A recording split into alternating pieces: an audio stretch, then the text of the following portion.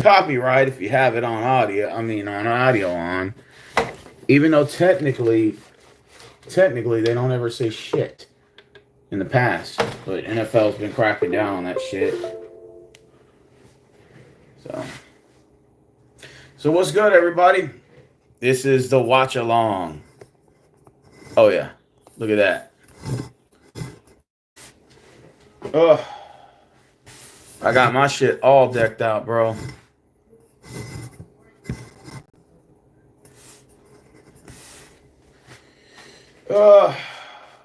Buffalo starts off with the football. That's good. That means we get the ball at halftime. Perfect. Buffalo breaks out with a run to start the game, and they get, it's like 8 yards on the carry. 2nd down and 2 for the Buffalo Bills. The Bills come in 3-1 after they just got humbled last week on Sunday night against the Ravens. And we came off a win. Or really, I think we should have lost. Should have lost that game against Jacksonville, but we got lucky at the end. But we're 3-1. So there's a lot of position in, playoff implications on the line for this game. So both teams know what's at stake. Don't you just love it when your TV goes in and out? And you try to fix it, and we got an injury already to start the fucking game. Ain't that a bitch? Injury to start the game. Man, I had 3 hours of sleep today, and I'm trying to get my mode back. Ain't nothing worse than not getting any sleep. I only got 4 hours of sleep, but I did this so that way I could stream you guys the game. And you can listen to my boring monotone voice for at least the next 3 hours. And we're good. You feel me? We are good. Let's see. Is it charging? Yep. There's a London game on right now, Marvin. It's Vikings and Jets. And I'll check the score of that game in a minute. But right now, I just want to watch this game, bro. As you can see, I got my shit all decked out, but I still got more I need to do. I put a spider web of lights on here. It's got a spider. I got my pumpkins. I got my candle descent. I got everything, bro. I'm just gonna probably do a little bit more on my wall over here before I do like the grand finale and do a big old Halloween show on October 30th. I don't know where I'm going to say March, but October 30th, I'm gonna have a big Halloween party in my own room, bro. I have a big, giant Halloween party, and everybody's invited. You just click on my shit and watch me. Entertaining you for at least a little bit, maybe 30 minutes or so. It sucked because I was going to go fill up gas. Both gas stations don't have any gas, and I got like 80 miles on my car left. I'm like, fuck. Should have filled up last night. And then not to mention, what else happened to me? I woke up late because, of course, I work nights. And, yeah, that sucks. So I'm only on 4 hours of sleep, so I'm on coffee right now, an energy drink. Trying to stay up so I can watch this game with you guys in peace. It's the only peace I can get. It's the only little time I get peace. Well, what do you think of Sam Darnold in Minnesota? Man, they're a pretty damn good team. I had Sam Darnold written off, and he just came out of nowhere and just started shining this year. So that kid is amazing. He's having his Geno Smith come up. Hey, all power to him. He's a journeyman, bounced around from team to team and found his place. The same thing happened to Baker. Well, Baker Mayfield wasn't a journeyman, but he was, it didn't work out with the Browns. Now he's with the Bucks. They put him in a system where it works, and all power to him. They have a nice offense. He takes after Tom Brady, and, can't beat that. All right, Buffalo takes the field. It looks like we should have gotten an offsides there, but the refs didn't call it. But it's incomplete pass. And now it's 3rd and 3.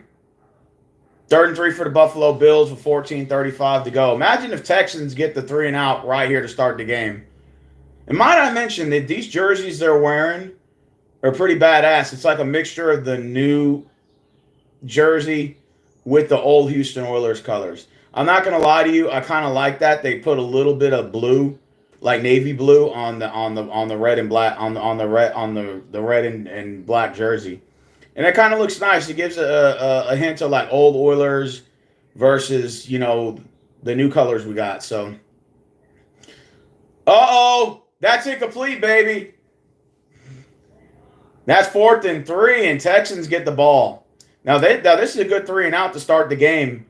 Buffalo Bills' biggest mistake is trying to throw the ball deep when you only need 3 yards for the first down. Doesn't make any sense to me. Now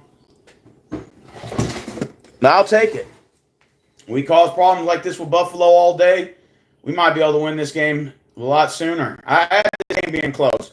I don't think we're going to blow them out. No, absolutely not. I don't think anybody's going to blow anybody out in this game. I think this is going to come down to like a one-possession game, last-minute drive sort of ordeal, and see what happens from there. All right, but Texans get the ball back. We fair catch it. We got the ball on the 8-yard line, our own 8. So 92 yards to march down the field. Let's see how C.J. Stroud looks right now. Damn, that new jersey and that fucking helmet with the H on it, man, that looks dope. Now, that straight looks fire, bro. That looks fire. Do you have everybody's picks? I got everybody's but the burgers. And I've been DMing him all day yesterday, all day today. So, I got everybody's in except his. So we're good on that. I graded the college football. We're good to go. All right, Texans take the ball down on the 8-yard line. I formation set. One wide receiver on each side. Buffalo's rushing 4. C.J. Stroud dumps it off on the short pass. We actually lost yards on there. A 3-yard loss. Now we're down at the 5. It's going to be 2nd and 13. Well, I mean, Stroud had nowhere to go, so he had to just dump off the quick screen. We didn't get nowhere on that one. So, all right. We'll wash it off, rub it off. We'll get it back. Don't worry. Like I said, this is a marathon. It's a 60-minute game. So anything can happen in 60 fucking minutes. 60-minute game. So just one play at a time. I like that new Cam Akers guy we got running the fucking football, man. I'm telling you, he took the place of Pearson. He's pounding that rock, so I'm good with that. All right, Texans fake the throw. They rush the ball for 3. Basically gets it to the line of scrimmage. It's going to be 3rd down and 10. So Texans and Bills look like they're playing a little conservative to start this game. Maybe they're just trying to get a feel for each other. I don't know, but we'll see what happens. Now it's 3rd and 8. Well, okay, we got 5 yards on the carry, so it's 3rd and 8. Okay, so we got 3rd and 8 instead of 3rd and 10. But still 3rd and long, though. All right, Texans are setting up. They got to get to their own 18 for the first down. We're down to their own 9. Shotgun formation set. 3 wide receivers on one side. We got 1 running back to the left. Tank Dell's going to run to the opposite side where Schultz is lined up at on the right. Buffalo Bills adjust the defense. They blitz, and we're down. Punt the ball. God damn it. They rushed the whole fucking house at us on that one. I think that's why C.J. Stroud had to switch. He had to audible that real quick, man. I think he saw the house coming at him. So he just said, fuck it. Just go ahead and dump that rock off real quick. We actually lost a yard on that play, so we're now down on our own 8. 7.5-yard line. So the Bills defense gets 3 and outs. Texans get the 3 and outs. And is this going to be a game of defensive here? Is it going to be a defensive battle here? Or are we going to start seeing later scores later? I don't know. We'll see a high score later maybe in the second half. So, okay, so each defensive side got 3 and outs. Bills got the ball, and they caught it around looks like the Texan 49. So they got it on our side of the field, but they're just down on our 49. So it's 12-4 to go. And it looks like Josh Allen and the Bills are coming to set up. Set up shop on our 49. All right, so the punt could have went a little bit further back. Could have pinned him back in the 30-something range. But nonetheless, it was just a bad fieldage right there. So at least he didn't advance the ball and get it further down the field. So that's good, Let's see what our defense can do. This is what our defense is for, baby. This is what the Texan defense is all about. Let's see if we can get another 3 and out and force them out, get the ball back. Both teams are 3-1. So the winner of this game goes to 4-1, and that's a damn good start to start the year off. You go 4-1, like a little bit over a quarter of the season. And you start off with a 4-1 record, that's not too bad. I'll take that.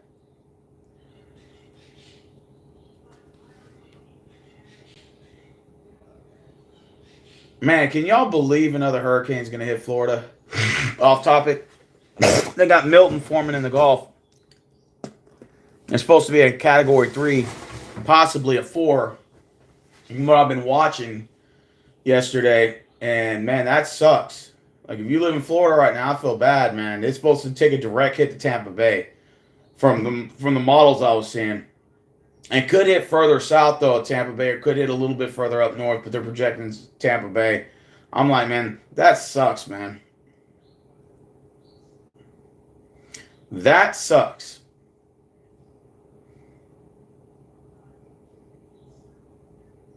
They were saying that hurricanes right now are getting so strong right now that they're possibly going to have to up a category to Category 6 hurricane.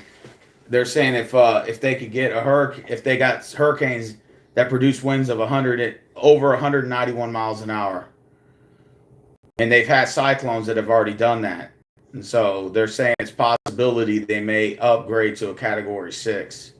I said, man, if you get winds going up to 200, 220, 230 in the near future, and a lot. I mean, I'm not like a globalist or anything, or like I don't know if I believe in global warming and all that necessarily, but some people say that the constant rise into the heat and temperatures could make hurricanes a lot stronger and could make them last longer, and that's kind of scary if you think about it. Going into the future, you may see a hurricane, Category 6, Category 7 hurricane. We're not careful, man. That's scary thinking about it, ain't it? I know I would. I'd be scared off my wits if I knew a hurricane was coming here and it had 250, 300 mile an hour winds. Shit. There would be nothing left. All right, Bills advance the ball. Wow. What a run for Buffalo right there, as they got, looks like 13 yards on the carry. I don't know who number 4 is for Buffalo, but he got it 13 yards. It's going to go back. There is a hold against the Buffalo Bills, and that is now going to put them at 2nd and 20, and that's going to put the ball at the 41 of on the Bills side, so that's good. We backed them up. That negates the 13-yard run that they just had on us.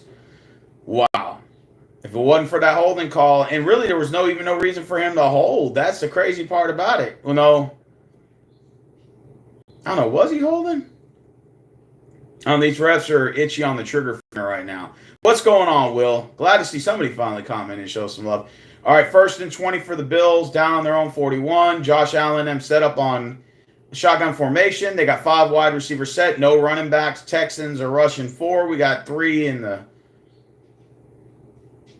Oh, Josh Allen throws it deep, and he overthrew his receiver, which should have been a catch that would have been a touchdown Buffalo as he was wide open.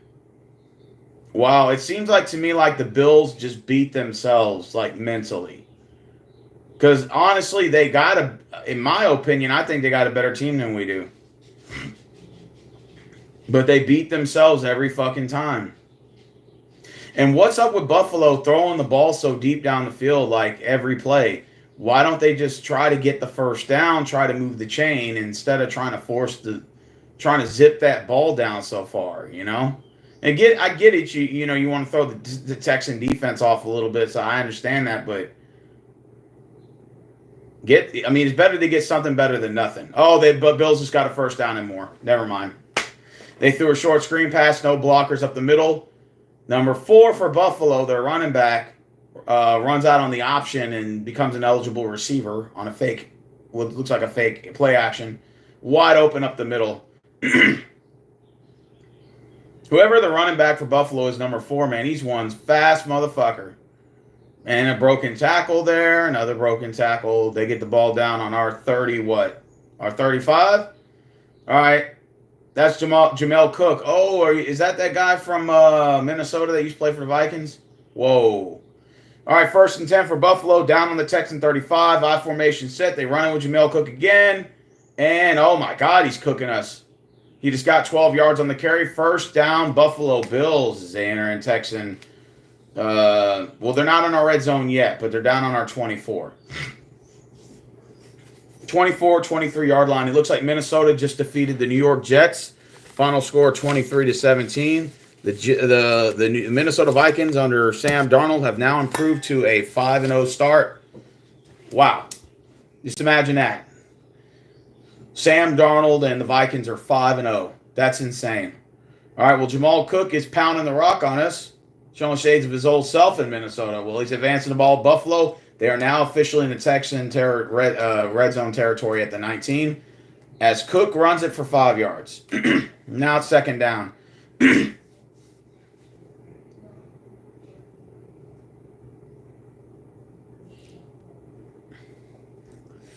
Second and 6 for the Bills. Ravens just scored a touchdown. They're up 7-0 over the Cincinnati Bengals.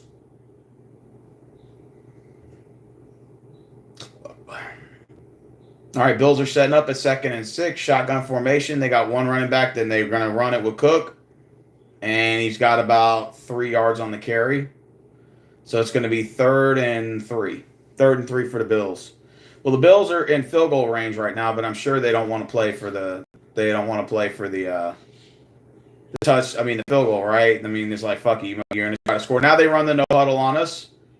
They get it off. They run the ball again. Cook gets it, first down, and down at the Houston 9-yard line. Only needed 3, and he got a total of 7. So it's a first down as Buffalo chooses to run the no huddle. I mean, I'm going to be honest with you. If Jacksonville would have stuck to the no huddle offense in that second half, I don't see how they shouldn't have won that game against us last week. And it seems like Texans don't have a strategy when it comes to adjusting to the no huddle offense. When teams running on us, it seems like we struggle very well. I mean, we struggle very badly against teams that run the no huddle on us. And it looks like, some of them go to that game film. Buffalo's smart. They'll probably keep running it until we can stop it. I mean, if you can't stop it, keep going with it, right? All right, Bills just got 1 yard. They advance to the Texan 9-yard line. It's now going to be officially 2nd and goal. 2nd and goal for the James Cook is the runner. I don't think he's the same running back that went to Minnesota, was he? No. That's a different Cook. But he's cooking us. He's got 56 total yards so far on this drive. 2nd and goal, 7 minutes and 40 seconds to go. Almost halfway to go in the first quarter. Shotgun formation set. 2 wide receivers on one side, 3 on the other. No running backs. Texans show blitz. And they sack Josh Allen at the 15-yard line. It's now officially going to be 3rd and goal.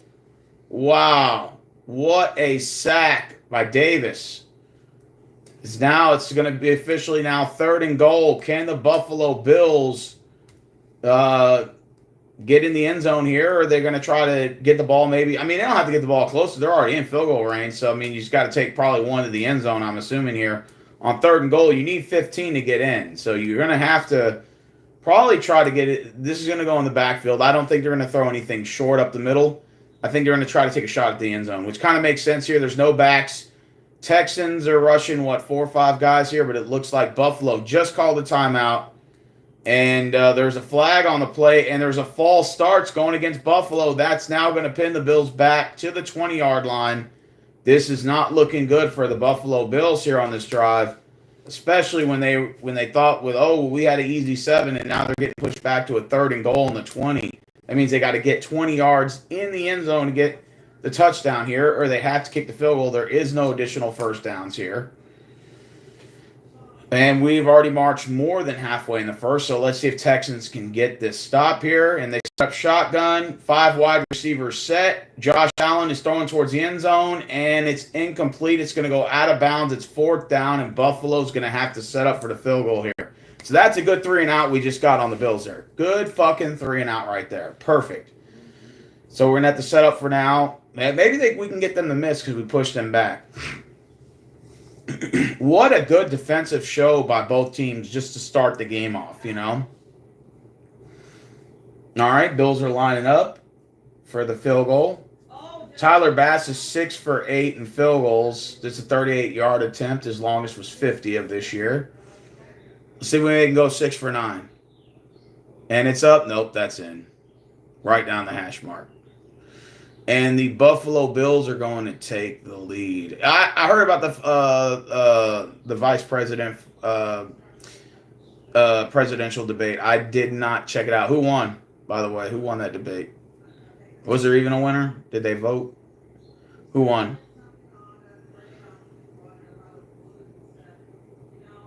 Yeah, I know at halftime I'm going to take a break.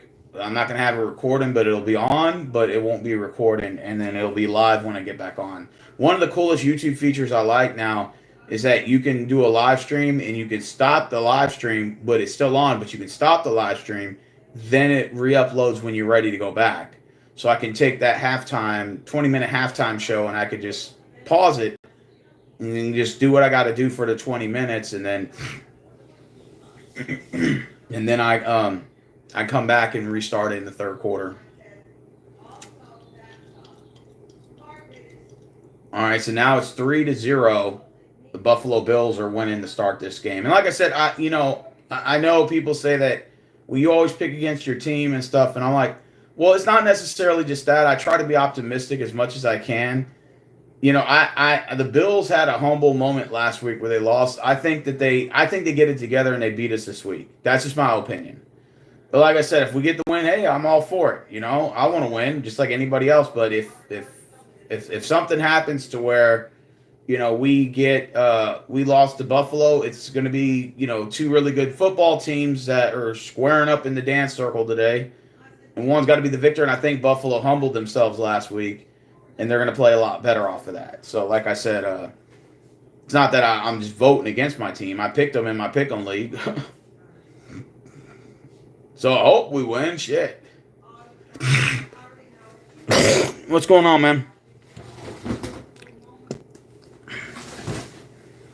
Man, I got my shit all decked out, Marvin. I just added a let me show y'all real quick. Look at this shit. I just added a spider web. You see that spider web? And it's got an actual spider on there, bro. I just added that to there yesterday. I got candles, pumpkin. I got lighting spider web on here. And look at that one.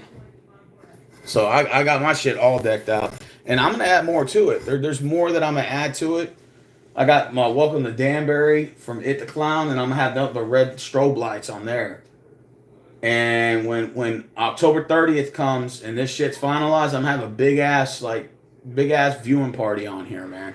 Since technically I work the day of the 31st. So I'm going to celebrate Halloween for me on the 30th. Yeah, it's going to look real nice, bro.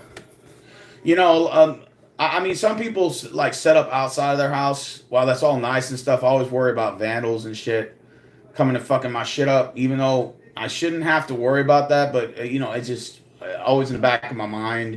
Plus, when Halloween comes, they think you're passing out candy, so they're automatically going to show up at your door. So I just said, you know what, I'd rather just set up in my room and just, have something nice looking here, man. So. Like I said, I'm going to add more to my repertoire. I just haven't yet. All right, Texans take the ball. Let's see where we're down at today. We're down our own 30. I hate the new kickoff, by the way. That shit's stupid. The landing zone, and it's got to go here and there. I hate that shit. Just kick the ball off the way it used to be. I mean, why are we making this shit so confusing? All right, it's 2nd and 10 now for Houston. 3-0 Buffalo in the first quarter.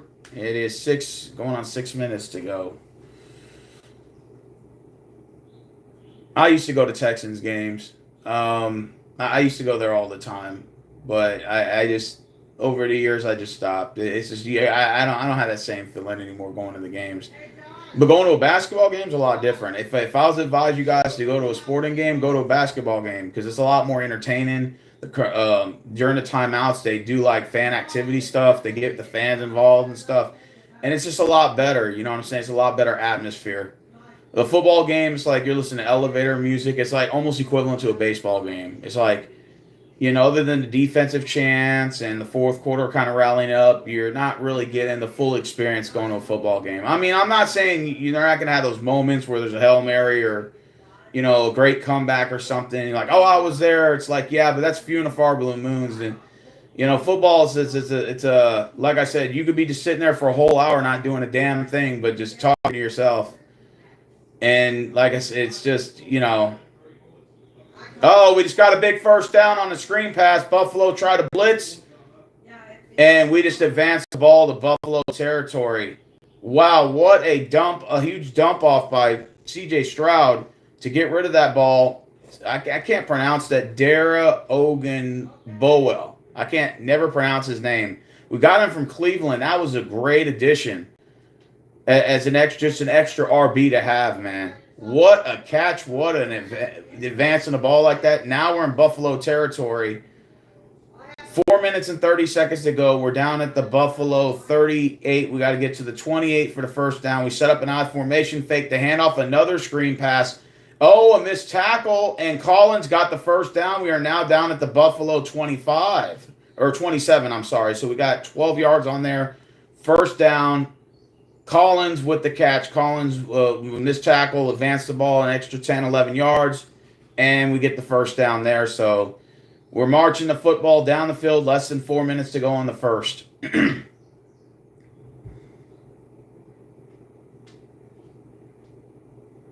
Oh, what's going on, football fan 29? What team you rep? All right, 1st and 10 for Houston down at the 26 of Buffalo. We get the handoff going, and we got the ball. We just got 11 yards on there to Akers, Cam Akers. I'm going to start calling him Green Acres like the show. Green Acres is the place to be, man. That dude is fucking beast mode, man. That guy's got some fucking legs on him. We got now another first down. 3 first downs for Houston already. 3 for Buffalo in this game. Can Houston get on the board up 7-3? Or can the Buffalo defense get a stop? We're down at Buffalo's 15-yard line.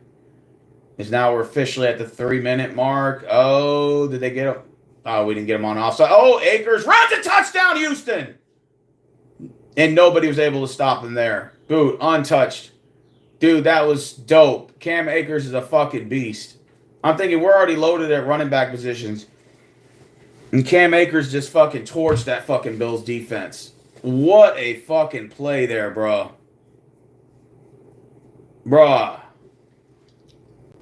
Well, Chiefs got the best team in the fucking league right now. They're still the team to beat. I saw people in my pick'em league were picking Saints to win Monday night. I'm like, y'all tripping on that one. As much as I would like to see that happen, it's not going to happen, bro. They're the best team in the league right now, man. And it's just like now the way the Chiefs play, they've already mastered the art. They've pretty much mastered the art of they've mastered the art of capitalizing in the fourth quarter. So they know how to close games out. And it's like that's going to be a recipe for disaster. And like I said, as long as your team stays healthy, you'll have a good chance of winning the bowl. But the Chiefs right now, they know how to win in the fourth quarter, and that's definitely. You got a guy like Patrick Mahomes. People can say what they want about him, but he's the greatest quarterback currently in the league right now. There's no question about it. I mean, three rings out of 4 years, and lost 1 Super Bowl to the Bucks. I mean, honestly, Patrick Mahomes could have had 4 dubs in a row. The way it looked, I'm telling you, man, they got the greatest team right now, man. I don't know to say of all time, but I wouldn't say currently in the league. And like I said, I don't even think we're going to beat the Chiefs when we play them. But if we can get at least to the divisional round, or let's say like the AFC Championship game, like I'm all right with that. Like I'm cool with that, But but a lot of these people online, they're like, oh man, the refs help the Chiefs. Like they do. I'm not gonna lie to you, but you can't say that Mahomes sucks. Like that's one thing you cannot say. That dude is phenomenal, bro. It just is, and that's just me being a realist. I'm not even a Chiefs fan. I'm just keeping it 100. I got them winning another bowl. It's kind of sad to think about how the Chiefs rigged the game by paying the refs.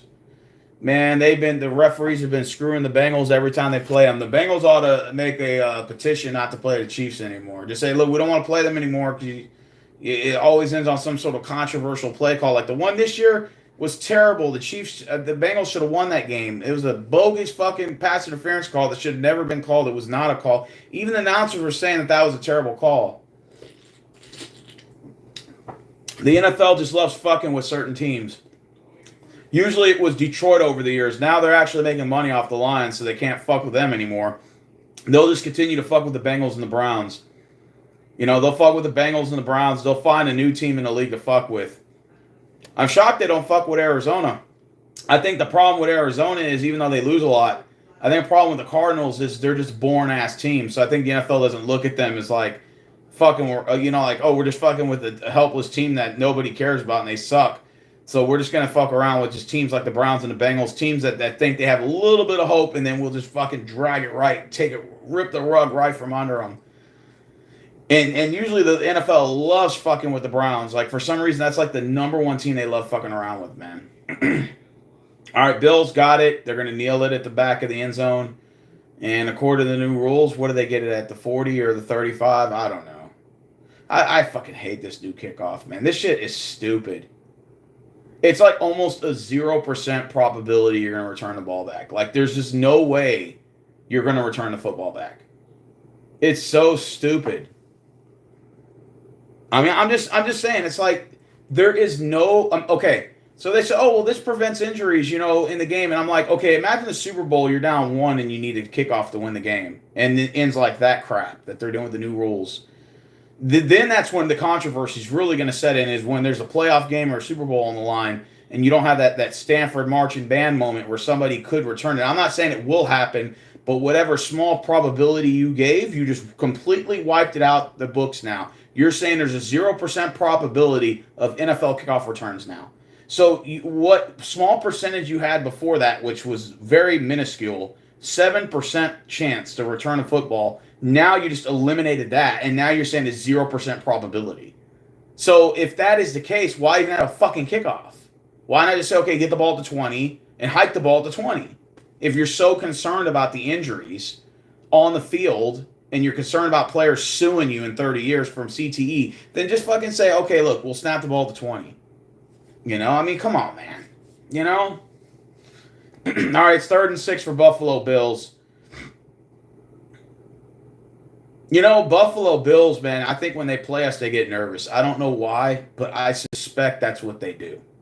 I think they get nervous when they play us because, like, they know that when we play Buffalo, like, we've had history of coming back on them. Even though they beat us in the 92 playoff game when they came back on us, everybody keeps reminding us about that shit. But we had the same thing against them in 2018. We did the same thing to their ass. And so when you look at it like that, now we beat Buffalo the last 2 or 3 times we played them, so we got a lot of confidence against them. And I think the Bills are a little bit nervous when they play against us. And I think the Texans are starting to get that New England swag, that Tom Brady effect, where, you know, New England comes in the building and you're playing them, you're like, oh, fuck, man, something's about to go down. Shit. We're about to lose. And a lot of teams have, like, they lose their sense of swag and confidence and all that. And I think Texans are slowly starting to build that. And I've noticed that last year and this year with Stroud in the lineup, improving our defense. I think teams are starting to, like, take account. They're like, damn, this is probably a top 5 team in the league. And like I said, it's still pinning injuries. Remember that. So your team is only as good before they get hurt. And once the players start going down, that sucks.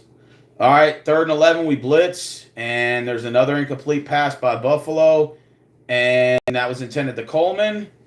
I'll tell you what Buffalo's problem is right now, is they're playing scared. And then I can tell they are. I can tell they're fucking scared to play us. And it comes from the fact that when we play Buffalo the last 2 or 3 times, we play them with confidence, bro. We're not afraid of Buffalo at all. We're not afraid of Josh Allen.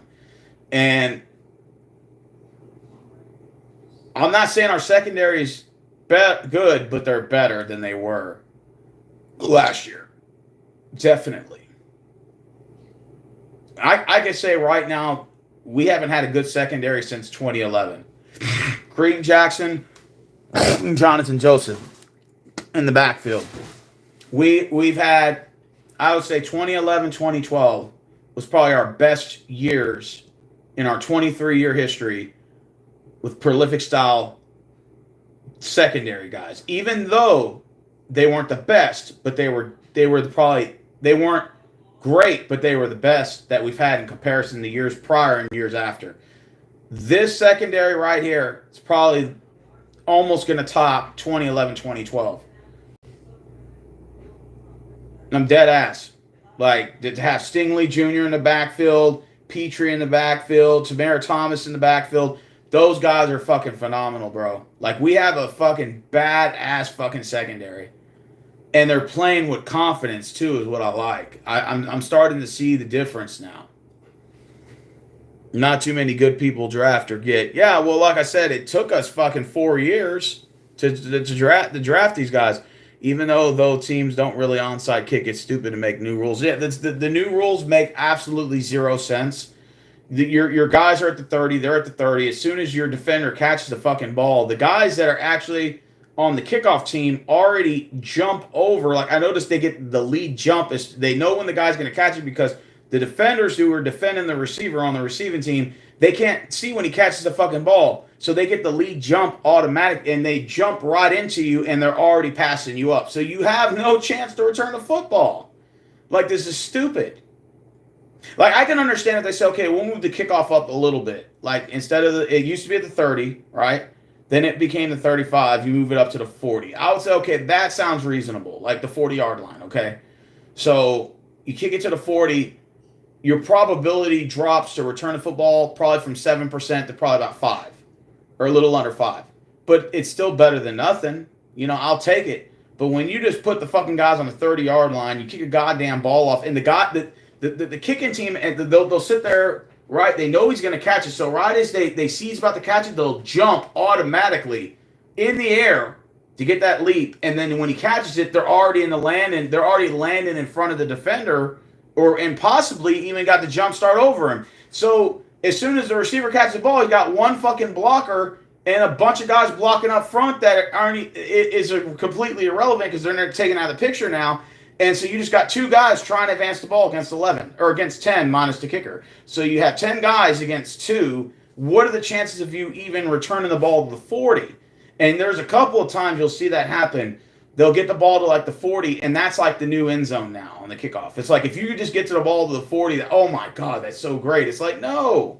It's like, that's stupid.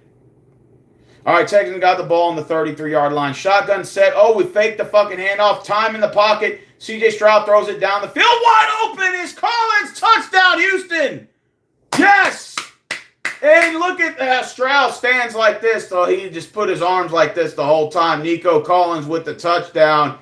That is 7 on the board. And the Texans jump over the Bills 14-3 to start the game. 3rd touchdown reception for Nico Collins. C.J. Stroud was in the backfield, had tons of time in the fucking pocket. 3 defenders on Nico Collins in that backfield, and Nico still was able to out-sprint all 3 of them the first fucking play of this drive. Touchdown, Houston, 13-3. Let's fucking go.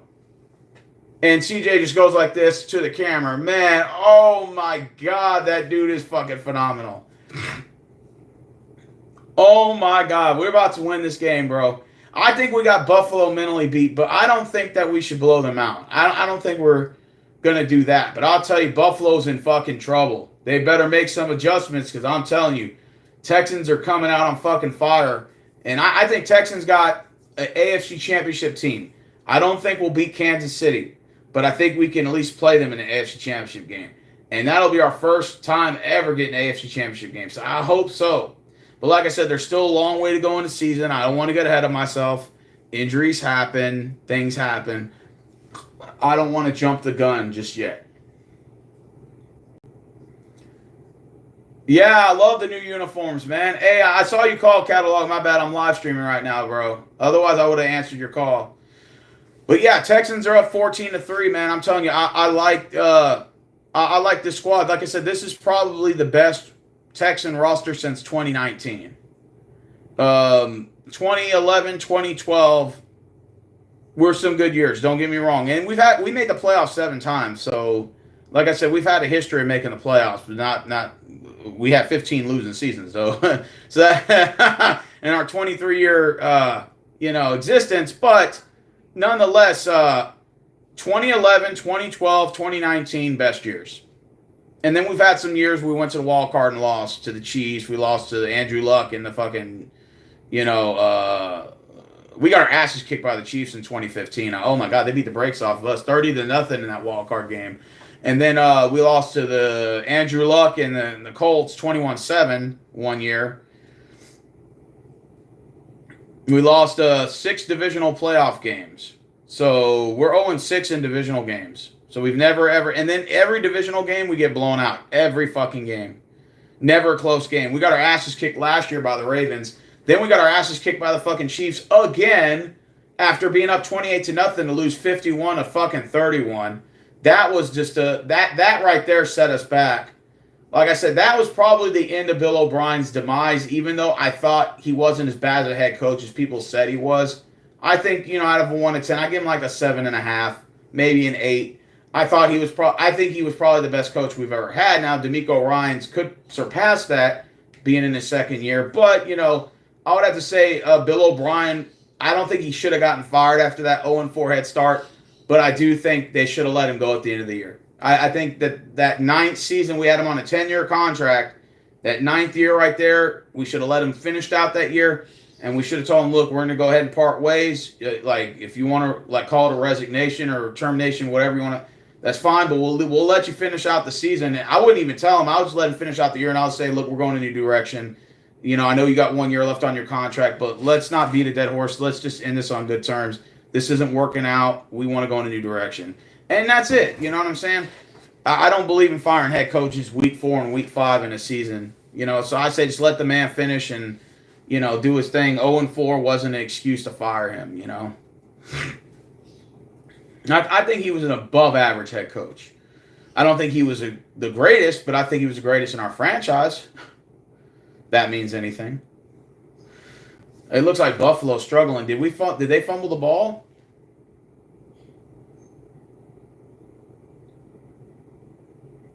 Oh, never mind. Buffalo got the first down. I thought they fumbled it. We're in Buffalo's head right now. I can see it right now. I knew it from the first start of the game. I'm like, why is Buffalo throwing the ball in the backfield on 3rd and 3, 2nd and 3, dude? Bro, you're throwing the ball 40 yards down the field. Why? Try to get the first fucking down. Patience. Don't get so impatient to score. Well, let's see if Buffalo can get something here. They're down on their own 39. It's 1st and 10. I formation set. 2 wide receivers to the left. They got 1 running back, Cook, and they give the ball to Cook, and he got about 3 yards. So they got to their 41. They got 2 yards. It's going to be 2nd down here, and it's going to be the end of the first quarter. Texans up 14-3. Josh Allen is fake. Why you say that? Why you say that? I like Josh Allen. I don't think he's bad. Yeah, them new uniforms are dope, bro. Who do you got for Major League Baseball playoffs? I'm gonna be honest with you, man. I like the underdog teams, but if you ask me the two best teams in Major League Baseball right now, that's from the eye test, the Mets from the National League, and for the American League, the Cleveland Indians. I know, right? Or the Cleveland Guardians. I'm sorry. To me, it looks like that's what the World Series is going to be. It's going to be Cleveland and the New York Mets. And honestly, man, the New York Mets look pretty damn good. I actually low-key kind of got them winning the World Series this year. That'll be their first since '69. But the New York Mets are kind of an underdog team, man, and they've been coming out of nowhere and been playing pretty well baseball. They got a big win in Philly last night, so they're up 1-0 on there. And just the momentum's all on their side right now, so they're riding that momentum train. I like the Dodgers. The problem with the Dodgers is they always choke in the playoffs when it matters the most. Every year they get the number 1, number 2 seed, and they're always losing to some wild card team. And I know they beat San Diego last night. That's great, but it's like, I don't know, man. I just have a funny feeling the Mets are gonna.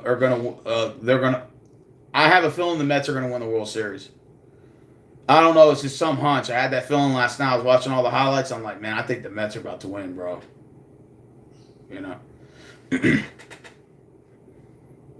Philly, yeah. Oh, you got the. You got the Phillies to win the World Series. Okay. To be honest with you, I think that the Major League Baseball Players Union, they made a big mistake of only allowing 6 teams in the playoffs.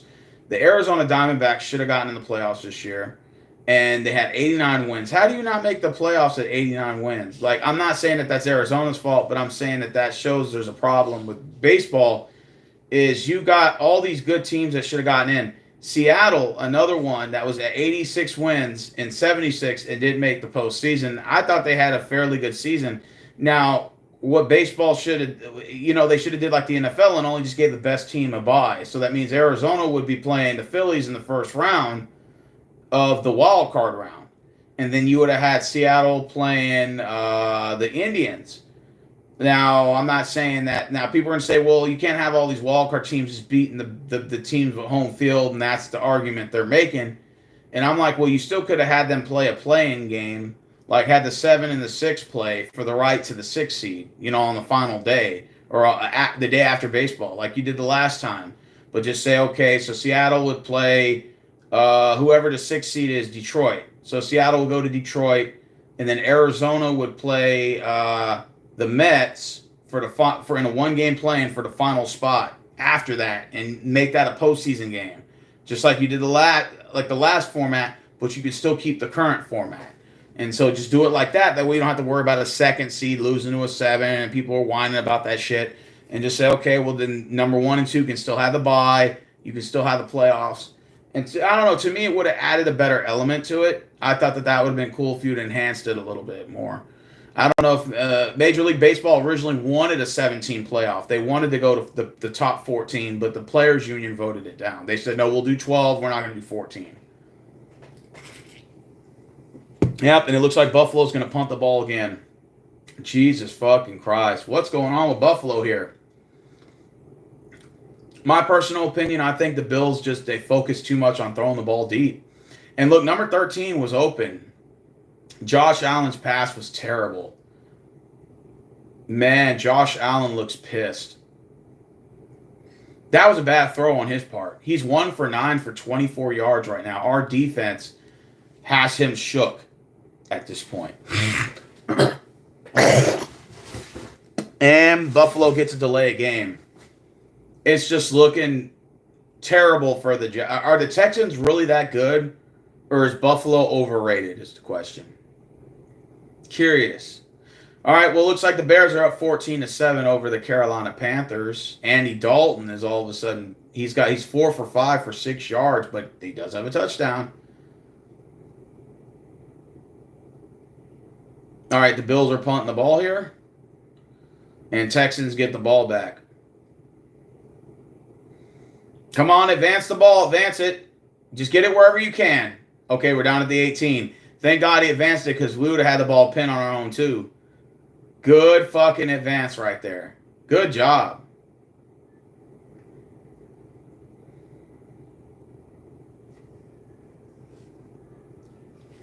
The Yankees world. Oh, you got Phillies and Yankees, Cattle Dog? Oh, that's cool. Yeah. Well, like I said, man, this is the only one day of the week where I enjoy life. Well, 2 days out of the week because Saturday is college football. Sunday is NFL football. Man, I try to take off for the December 18th. We're playing the Dallas Cowboys in Dallas, and we've never won in Dallas. And I would have loved to go to that game, but they already had 3 people request off and got it. I should have requested it off a month ago when that day was open, but now it's not open anymore. But that's okay. It's not a big deal. Not a big deal. I can survive. Yeah, I can always go check the game out at a bar or something. I can still request off for that day and just go check it out somewhere at a bar or something, or maybe go to Buffalo Wild Wings. Man, I'm Halloween's my favorite night of the year, Marvin. I'm glad you asked that on Facebook. It's my favorite night of the year. So what I want to do every year is I want to celebrate Halloween for like a month or a month and a half.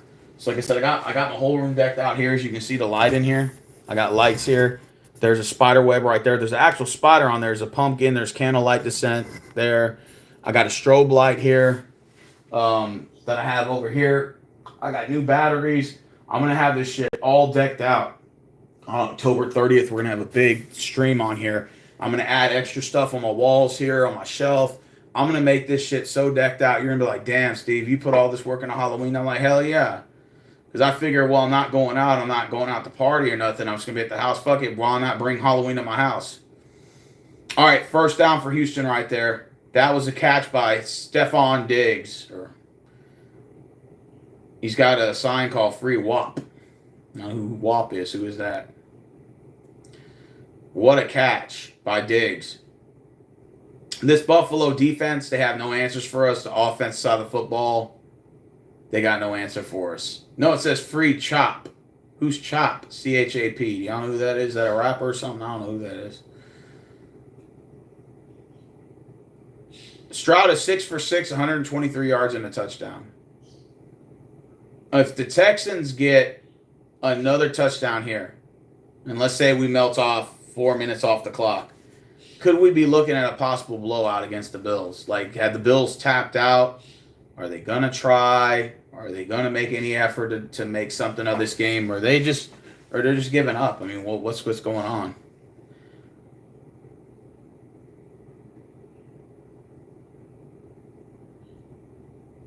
Uh-oh, Trevor Lawrence throws it downfield to number 7. Who's that on Jacksonville? Well, whoever that is, they just got a touchdown. Jacksonville jumps up 10-7. Jacksonville's 1-9 in their last 10 games. Jacksonville is another franchise that sort of gets the Cleveland Brown effect, and I feel really awful for them because they've had great players walk through that door in the early 2000s, the 90s, and possibly the mid going into 2010-11. But really, since 2008, Jaguars have been really irrelevant. And they've only had like maybe 2 winning seasons. It's terrible if you go look at their year-by-year wins and losses. And they've had great players walk through that door. I mean, you had guys like Byron Leftwich, David Garrard, fucking Mark Brunell, Fred Taylor, Jimmy Smith. I mean, a bunch of I think Keenan McCardell played there for a little bit, didn't he? I mean, you got a lot of guys that have played for the Jacksonville Jaguars, and they just cannot, seem to catch a break. And it's just like they beat themselves mentally. And it's like their offensive play calling is atrocious. Whatever head coaches they bring in there, they don't have a system in place. Nothing like that. And it's like, I don't understand it. I got Jacksonville always on a come up since 2017. That's their only like good season since the 2008 season. They've only had 2017. I think there was another year they had a 10-win season. Other than that, Jacksonville has not really been that good. Like, they've been terrible. I feel bad for their fans because they got probably the nicest jerseys in the AFC South. They got probably the nicest stadium in the AFC South. That nice Jacksonville weather, open roof stadium, beautiful there. And it's like, I don't know. I guess the owner, Khan, and them care more about their stupid fucking AEW than fucking, than having a football team. To me, it seems like that's the case. First down for Houston is now they're on the Buffalo 36. What a catch by Tank Dell. And there is no stopping this Texans team. The fans are fucking fired up. The fans are fired up, and it's just there is just no answer at this moment for the Texan offense. There's just no answer. And the fact that we could just move the ball, it seems like on this defense all day, to me it seems like that's a recipe for greatness on ours, but a recipe for disaster if you're the opposing team, right? All right, we're on the Buffalo 38. We throw a short screen pass, not wrapping up tackles, and Tank Dell gets another first down. Or is that Dell or is that Diggs? I think it's Diggs. Yeah, it's Diggs, sorry. Diggs got 13 yards. This Bills defense looks already gassed out, and we're not even at the 10-minute mark of the second. I mean, I can't believe what I'm watching. Buffalo had a terrible game last week. I figured this would have humbled them to play better, and it looks like, are they looking like they did last week? As terrible as they were, and now they look worse this week, or just as bad. It's not looking good. Yeah, the Bills' defense looks terrible, man. I mean, go watch the game if you don't believe me. They can't get any stops on us, bro. Their secondary is not getting any good coverage. Now the run defense, they're doing good on us. That pass defense, they're doing terrible.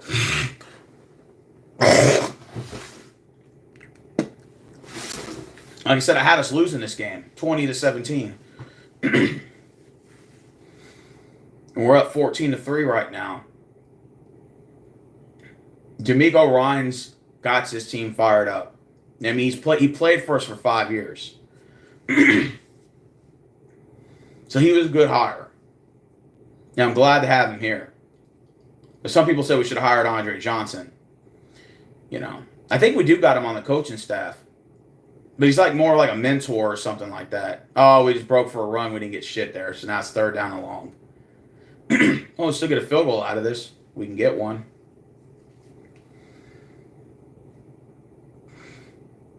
We start this game off scoring points in the first half. That puts us in a good position in the second half to start just playing game management at that point and just start running the clock down. Because you also want to limit the Buffalo Bills' access to get on the field again. I know Josh Allen's excited to get back on the field, probably try to get some kind of points. We got to try to contain him. That's what I want to see, containment. 3rd and 14 for Houston on the 29-yard line of Buffalo. Shotgun formation set, and we throw a short screen pass, and there's nobody even getting to him. That's pathetic. How do the Bills can't get any stops? That is crazy. It just seems like it's easy for us to get it. It's like, that's how confident we are. Ogun Bowell, that running back from Cleveland, we're using him a lot more. It's 4th and inches now. Houston's going to run the ball here, and it looks like they stopped us. Wow, I think they got us. Did Buffalo just get the stop? Yeah, they got us. They got us. They got the break they needed, you son of a bitch. I think the Texans rushed it. I think we got a little too cocky because, like, the Bills can't stop us. And we figured on 4th and 1. See, I'm thinking if you're Houston, what you should have done was you should have went for the quarterback sneak and try to punch it in and get the inches. Or do like that, like fucking Philly does, where they push those guys. But, we're not that advanced on advancing the ball. We figured let's run the ball up the middle. They closed that A and B gap up quick. We weren't going nowhere. So Buffalo, you got your break. Your defense got you a fucking break. And I know that gives you a little bit of excitement there. So let's see if your offense, if Buffalo scores here, they're right back in it. So are the Bills going to score a touchdown here and get back in it, or what's going to go on here? But they got the stop on us. Damn. I think we rushed that. I think Texans got too cocky. They're like, we're about to fucking get the first down. 4th and 1, we got this or whatever. They can't stop us. Fuck them. And they got the stop. I'm like, God damn it. Well, Buffalo, you got your break. You needed a break, right? Your defense finally got them 3 and outs you needed. Let's see if you can capitalize on it now. Let's see if you can get down the field, and let's see what you can do.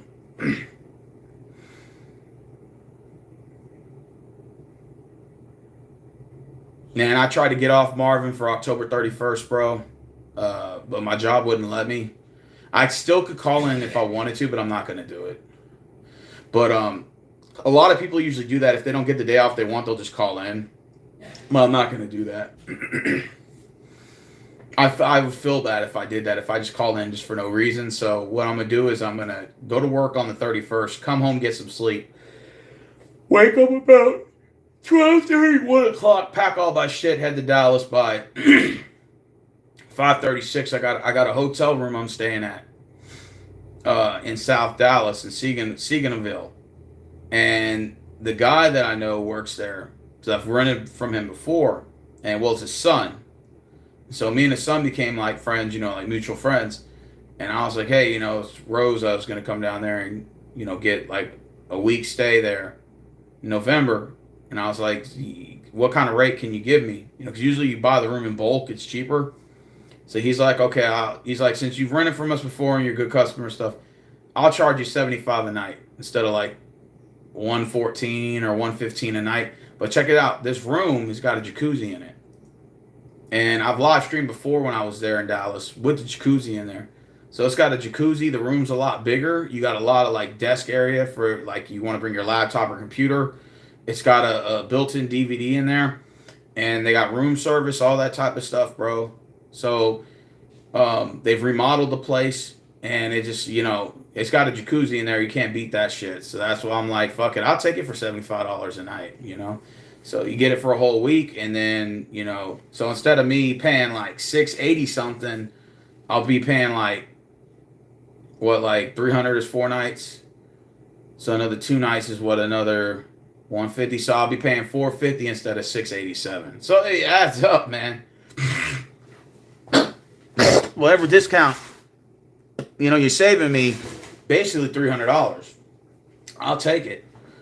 Even if he only gave me, $100 off for all 6 days, and I paid 500 and something, I wouldn't mind. I'll take whatever the deductions they give me. I'm not a picky person. All right, now Buffalo's stuck in another third down. Stingley on the stop. 3rd and 3 for Buffalo with 7 minutes to go. Can Buffalo get the first down? Let's see. Let's see what they set up here. Let's see what they're. Shotgun formation. 1 running back, 4 wide receivers. 3rd and 3 down on their own 22. They need 3 yards for the first down. And they got the first down. Finally converted. Wow. They needed that one. A catch, and that's to... Who caught that? I don't know every player, so y'all got to forgive me here, bro. The Buffalo got the first down. Hey, man, so many players come in and out of the league now. You don't be remembering all the names, bro. You just try to remember what you can. All these football heads on here that'll, like, recite names of players on every team. I'm like, yeah, I don't give a shit anymore. I used to do that shit where I try to remember, like, everybody's name on the team. I don't be remembering that shit. I don't even remember half the guys' names on my squad. I have to wait till the camera looks at the back of the jersey. I'm like, oh, hey, I remember him. Like, oh, shit, we drafted him in 2021. Holy shit. They all look the same when they got helmets on. Facts. They all look the same when they got helmets on. Facts. The 2nd and 6 for the Bills. 5:40 to go. Down at the 33. Need to get to the Texan or to their own 38.5. They run the ball here with Cook. Cook breaks to the outside, and he got nowhere. Ouch. 3rd down. Another 3rd down for the Bills. Lasatier with the stop. Oh, what a fucking hit on Cooks he got there. What a hit. As now we're down to 5 minutes to go. Buffalo is in the huddle right now. Let's see what they are going to run here. The Bills are 2 for 6 on 3rd down conversions today. Wow. No backs here. The Bills are down to 5 on the play clock, down at their own 33. They got to get to the 38.5. Texans rush 4. And it's wide open. Not only is it wide open on blown coverage, but that's going to be a first down. Buffalo is entering Houston Texan territory. And the Bills are finally getting a fucking break on a blown coverage by our linebackers there. Didn't know who was supposed to cover him, and obviously they both went off to the... Yep, that was missed coverage there. Wow. Blown coverage. That was Hollins on the catch. Buffalo's got it now, first down, and that's going to excite that offense up a little bit.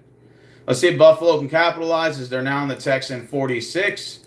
They line up in I formation. Looks like they're going to hand the ball off. Nope, they fake the handoff, and they dish it off, and he got sacked, and they're going to lose about 8 yards on there. Wow. What a stop right there. That humbled the Bills' offense a little bit. What a fucking hit by Fatowski, number 91. What a beast. 2nd and 17. They lost 7 yards in that play. So it's 14-3. Still Houston with 3:40 to go.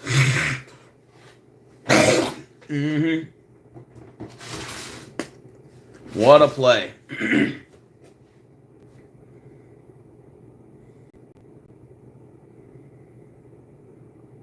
Man, this Texan team looking good, bro. Yeah, them Vikings are 5-0. Oh, he threw 3 interceptions? God damn, I didn't know that. Well, the Vikings kicked our asses. They kicked the living shit out of us, so I can't say nothing about that. Hey, stay by up there.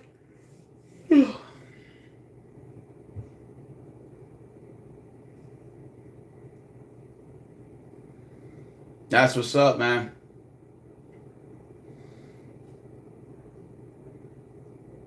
Come on, man. I hate these commercial breaks. When you going out of town to Dallas? November 1st. I'll be back in Houston on the 7th. And then I'll be back. I'm going to 3 Mavericks games up there, bro. I'm going to the game against the Magic on the 3rd. And then the Pacers on that Tuesday. And then I think we play the Bulls on that Wednesday. I'm going to all the games. I already got the tickets. They got them on sale on StubHub for like $11 a piece. So I said, let's jump on that. So you buy 2 tickets, processing, handling. It's like $45 for 2 tickets. So by the time you add taxes, fees, and all that. So I'm like, I did that for the Bulls, the Pacers, and the Magic game. So I'll be going to 3 Dallas games.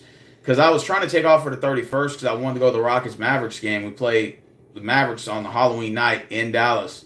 And I tried to request off, and my boss wouldn't give it to me. So I just told him, well, fuck it then. Can you just give me the first then off? He said, okay, I'll give you the first. So I'm like, what's the point of having the first off? There's nothing going on. So I went ahead and just said, you know what? I'll fucking go to Dallas. Fuck it. So I put in for the 2nd and the 3rd, which is that Saturday, Sunday, and Monday on the 4th. And he gave it to me. And then I'm off Tuesday, Wednesday, 5th, and the 6th. So that's 6 days. And then the 7th day, which is that Thursday, that's when I come back to Houston. I don't know. I kind of thought about maybe requesting the 7th off and adding an extra day, but then I'll be there Friday. But I'm like, I don't really know. I don't know if I want to be out of town too long. I might get homesick. I think 5 days, 5.5, 6 days, that's enough. A week's enough. I don't need to add to it. You get kind of homesick, You miss being at home. All right, Buffalo's got the ball down on their own 47. It's 2nd and 17. 3 minutes and 40 seconds to go. I formation set up. Texans rush 4. Bills fake the handoff. They get the quick pass dumped off. They get to the Houston 49-yard line. That's going to be a total of 4 yards. It's going to be 3rd and 13.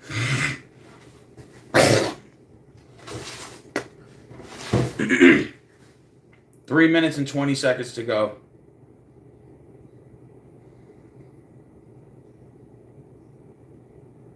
I only got 4 hours of sleep today. So I worked the night shift. When I get home, I didn't sleep till about 7. And then I got up at 11. Had to get ready for this. So 4 hours. I'm on 4 hours sleep right now. I'll take a small nap before I have to go to work. But other than that, it's, But it's not a big deal because I wanted to watch this game. Is that a catch? No, it's incomplete to Kincaid. 4th down. And Buffalo's got a punt again. I'll take the 14-3 at halftime lead because, we get the ball at halftime.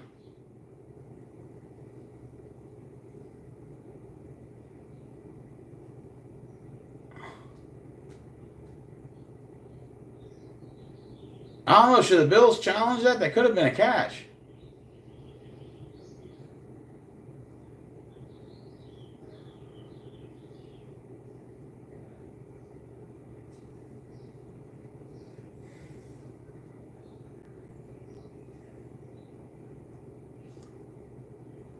All right, fair catch it. Yeah, we got the fair catch. We're now down at the 7.5-yard line. Dell is on our punt return.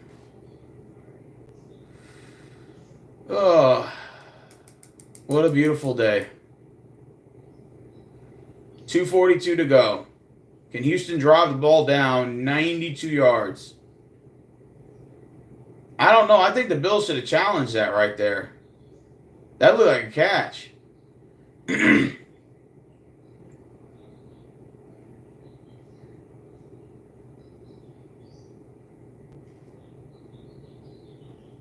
And the Bills look shell-shocked. They do. All right, we just got 6 yards on the carry. And we're running the clock down. Ogun Bowell with the carry, 6-yard carry. 7-yard carry, 2nd and 3 now. Bills still got their 3 timeouts. We still got our 3. Shit, I'll take the 14-3 halftime lead. I'll take it. Holding the Bills to 3 in the first half? Shit, sign me up.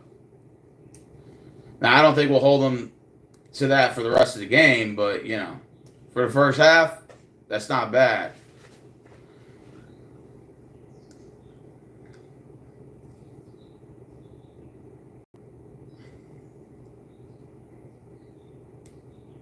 Two-minute warning.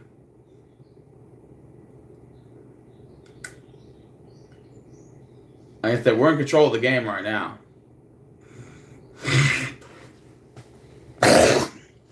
And we still got a whole second half. And I've seen things happen in the second half before, so this is just the first half of football. Did y'all hear that rumor that J.J. Watt was talking about coming back to play? I mean, I'm all for it, but it's like, I mean, he's probably going to want to come back here on a 1-year sort of tour, retirement tour, but it's like, I don't see the point. If that was the case, you should have played for us after your 2 years visit to Arizona. You should have just came back. But if you're in good shape, you think you can come back, come back. Fuck it. You know. Take what we can get. Man, J.J. Watt in his early years was a fucking beast, man.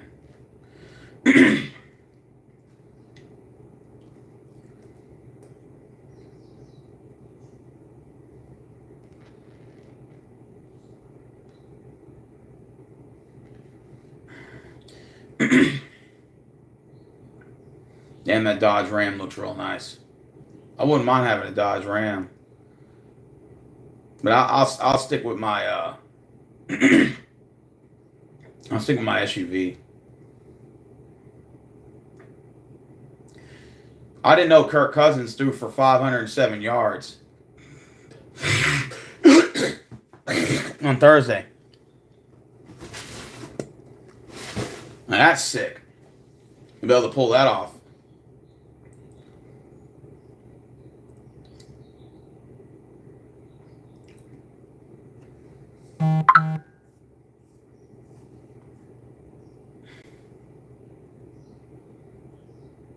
Nah, don't give up yet, Bills fans. We still got a lot of time.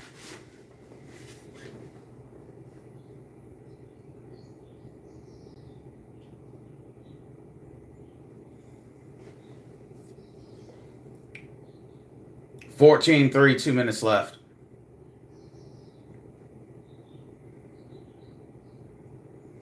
Second and 3 for Houston, down on their own 15. Shotgun formation set. 3 wide receivers on one side, 1 on the other. And they faked, they hand the ball off, didn't get anywhere. It's going to be 3rd and 2. I think Buffalo, they're going to call timeout here? Are they going to attempt to at least try to score? No, they're going to let the clock run. What's wrong with the fucking Bills, man? They just gave up or what? Why are they not using their timeouts?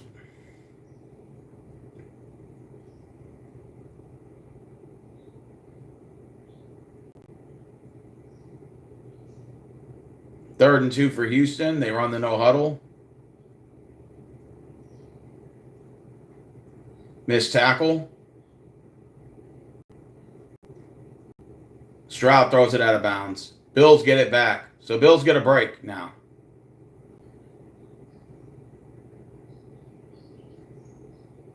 Bills got the break they needed.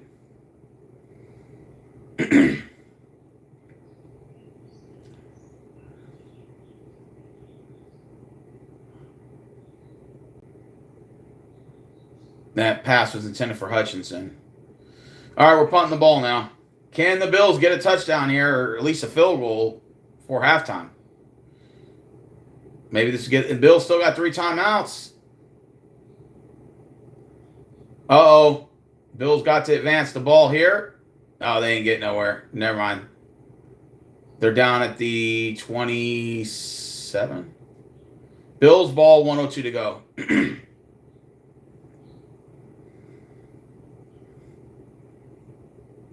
Bills ball. Can the Bills march down the field 73 yards?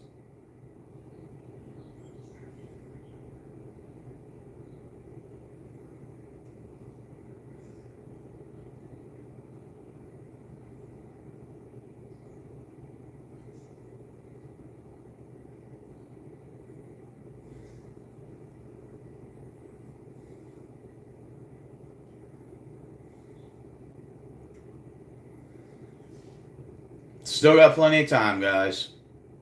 You got a whole second half. What'd you want to give up like that? I wonder what the scores are looking like around the NFL. Let's take a look. I'm bored. Let's entertain the masses. All right, 1 second. Where's the NFL scores? All right, let's see. NFL scores.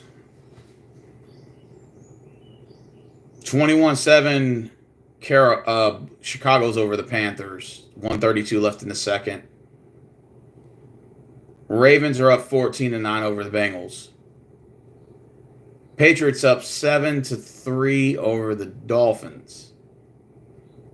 Commanders 10 and the Browns 3, but the Commanders got the ball on the Cleveland 6-yard line, first and goal, 4:09 to go. Might score there. Jaguars are up 13-10 over the Colts at halftime. Texans over the Bills 14-3. And the rest of the games are still ongoing. And of course, Vikings are 5-0. Impressive start. If you're a Vikings fan, you're probably in disbelief. Like, what? Sam Darnold and the Vikings are 5-0. Who would have saw that coming? Sure as hell wasn't me. They beat the Niners, they beat us, and they beat the Jets. They beat the Packers, bro. I'm talking about good quality wins. So their 5 wins, 4 of them were against good opponents. The only gimme win was against the Giants in week 1. But other than that, they've been beating top playoff caliber teams. So, I mean, you got to give them credit where credit is due, right?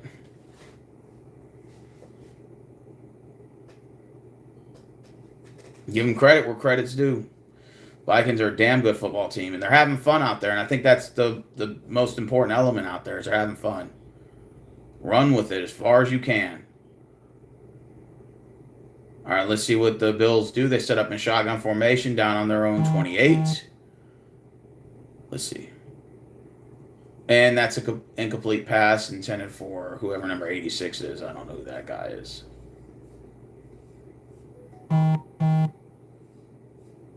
Oh. That was incomplete.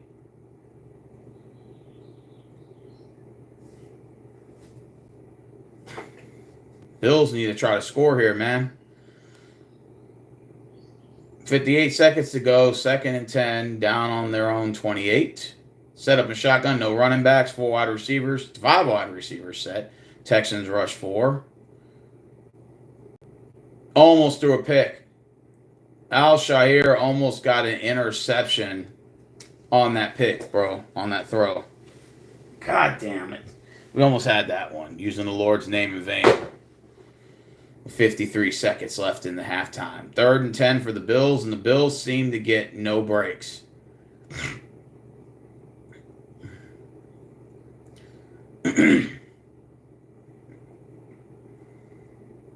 The Bills cannot catch a break here. Let's see if they get something on 3rd and 10. Texans look like they're going to rush. They're going to blitz. Oh, my God. Oh, no, we just rushed 3 guys.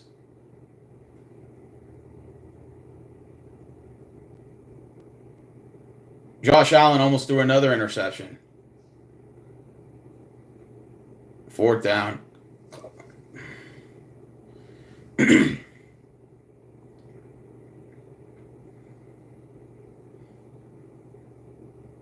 Texans get the ball back. Like, Bills lost a lot of their confidence last week. I thought they were going to gain it back today. He almost threw another pick. Now they're going to punt. 43 seconds left. I don't think Texans are going to take any shots down the field.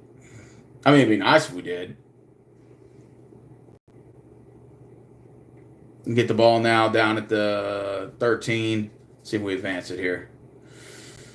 We got it at the 30, the 40, out of bounds at the 49. Wow, what a punt return there. We actually might go for the end zone here. Tank Dell. No, that wasn't Tank Dell. That was Robert Woods. Sorry. We don't really use him a lot, though.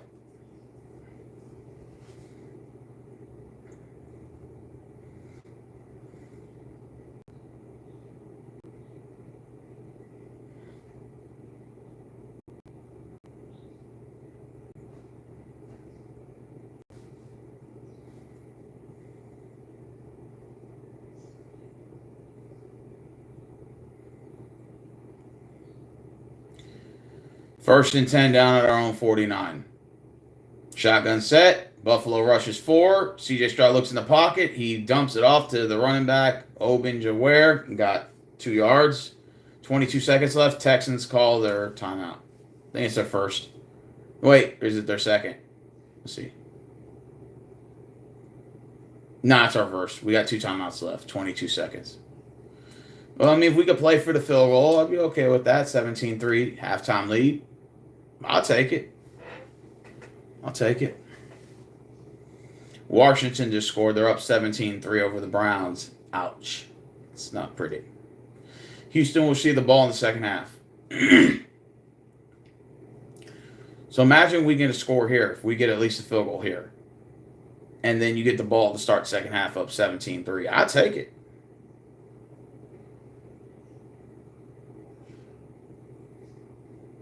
.22 seconds left. Shotgun formation set up. Bills rush 4. CJ Stroud can't find anybody open. He breaks out for the run, and he gets the first down at the 41. And Houston calls their second timeout. They have 1 left with 14 seconds. So if the Texans can get the ball another 2 or 3 yards, we're in the field goal range. So 14 seconds, that's still a lot of time. One timeout still, you could still try to throw towards the middle of the field. So we're in Fair-Brini range. I'll leave it at that. Let's see. Oh, I forgot Derrick Henry played for the Ravens. I forgot about that.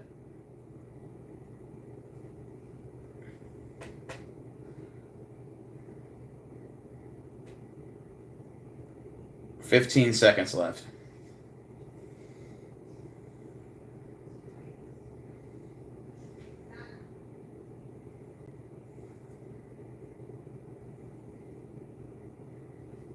All right, shotgun set up. 2 wide receivers on 1 to the right. 1 running back to the right of Stroud, and I think the Bills just called a timeout. Okay.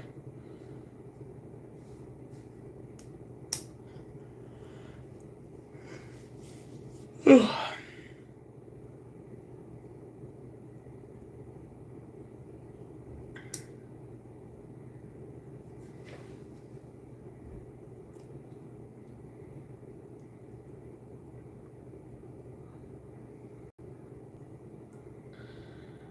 Uh, 11 for 12 for CJ Stroud today, 179 yards and a touchdown. That's just the first half.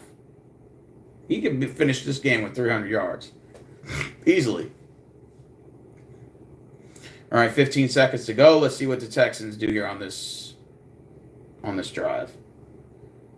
They throw the ball off. Oh, and Tank Dell got, looks like 9 yards. We're down at the Bills 32. 12 seconds left.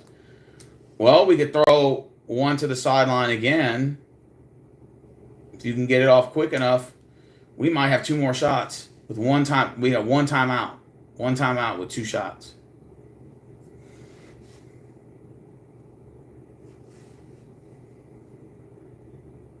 Let's see if we can get further down the field here. 2nd and 2. Texans line up on the Bills 32. Got to get to the 30 for the first down. 2 wide receivers left. 1 to the right. 2 to the right. Stroud throws it, and it goes out of bounds. 8 seconds left. We got 1 timeout left. I think you got time at least to maybe get the ball a little bit closer. A reasonable field goal.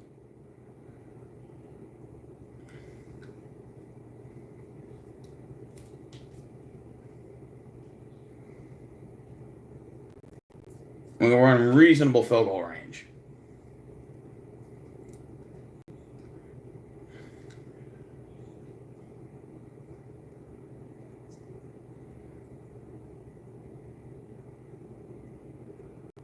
All right, 3rd and 2. Houston gets the ball off and throws it out of bounds. 3 seconds left, and it looks like we're lining up for a field goal. 4th and 2. All right, our field goal unit comes out. Looks like this could be a 49-yarder. Let's see. He's 6 for 7, Fairbrainy, this year.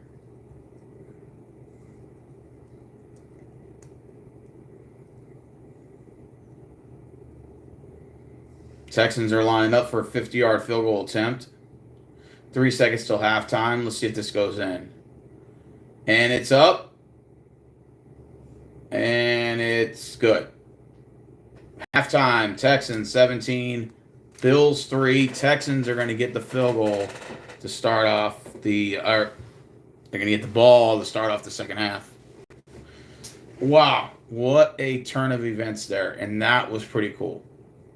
Get that going. So I'll take the 17-3 halftime lead. So I will see you guys in the 3rd quarter. So I'm going to put the stream on pause. It doesn't mean that the stream is gone. It just means it's on pause. And when the second half starts up, I'll activate it. And that'll give me a chance to just kind of chill around, lunge around the room or whatever. And then I'll see you guys in the 3rd quarter. All right. So see you in the 3rd. If I don't see you, I don't see you. If I see you, then I see you. But I'm not in the stream though. But you're going to put it on pause. Give me a minute. It's always like trying to work this shit. Hold on. Trying to see what the damn button is on here. It's like I always screw it up.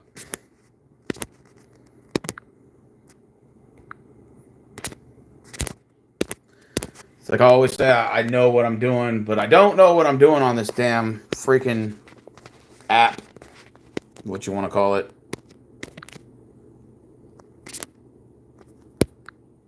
Watching Moohead Radio. He's one of my favorite video makers of all time. With my eyes. The team had an all-players meeting before this game, and they came out playing hard, and now they're defeated. You know, I would say that Martin Emerson's a much better player than what he's showing on the field, but one play in particular really makes me... This is the reason I want to tear it all down. I want to move Jim Schwartz out. I want to move the offensive line out. I want to just start over, just like the new Browns did in 2000, 99, 2000. And I'm being dead serious and not being overreactive. But the difference is you won't get a bunch of players who are third stringers from other teams like the 99, 2000 Browns did. What will happen, in essence, is that you are going to commit to a losing team for 3 years in order to build enough young talent and to at least be able to field a competitive football team, which you do not have right now. And Jose, the answer to the question is it's a combination of things, and it isn't just the one thing. It is the worst owner in the history of the Cleveland Browns who has allowed the team to get to this point where so many of the supposedly working pieces are unable physically to do what they used to do when they were in their primes. You look at the team, it's old, it's decrepit, it tires easily, and it gives up easily.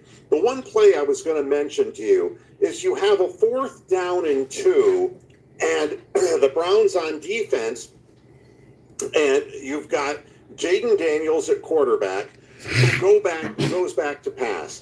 Now, who in the hell would tell Koromoa to take a straight line at a quarterback who can outrun him 150 out of 150 times? This is serious stuff.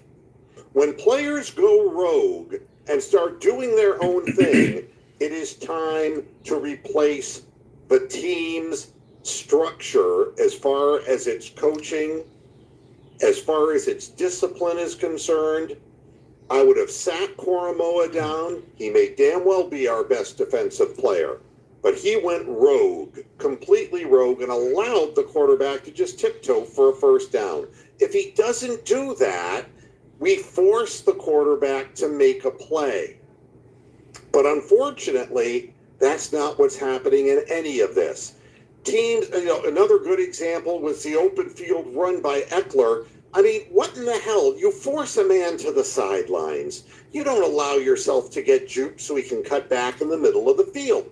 This is, the problem that we have are a bunch of players who are just going rogue, and they're going against all discipline. And it just doesn't make sense at all. Now, as far as Watson is concerned, in my eyes, he's finished. He's done. If he wants to go someplace else, that's fine. I don't want to see him on the field for the Cleveland Browns again because he can't see the field. He's not capable of playing anymore. And even if he was still capable of playing, he's not the quarterback that you need, predicated on the fact that you're running a shotgun for him all the time, and the front line can't block, and we have no running game. It doesn't make sense. When you start over from scratch, you have to start looking at what do we want to do and what do we want to bring in. The first thing you want to do is you want to fire your entire front office, the whole thing, and start from scratch. You've got to have people who are capable in drafting people who are the right kinds of players. Our front office has not been able to do that. That's the first thing. And that includes Dee Podesta, that includes Andrew Berry, it includes a whole lot of them. Out they go. They've been ineffective. In the post-game show today, I'll be giving you specific examples from my business experience on why making harsh decisions is so much better than making no decisions at all. And I'll explain it out after the game because I don't have time to do that at this moment. Kevin Stefanski is in the balance. What do you do as far as head coach is concerned? First, you have to have players and a concept that makes sense. And right now, the players haven't bought into anything that's happening on the field. And I would say that the head coach has lost the team. Whoever the fighting Stefanskis were, according to Joel Bitonio, clearly don't exist anymore. And they're out of options. They do let's have the all players meeting, players only meetings. And it's just not doing any good. These guys are not mentally into what they're doing. And I know, hi Wiley, how you doing, my friend?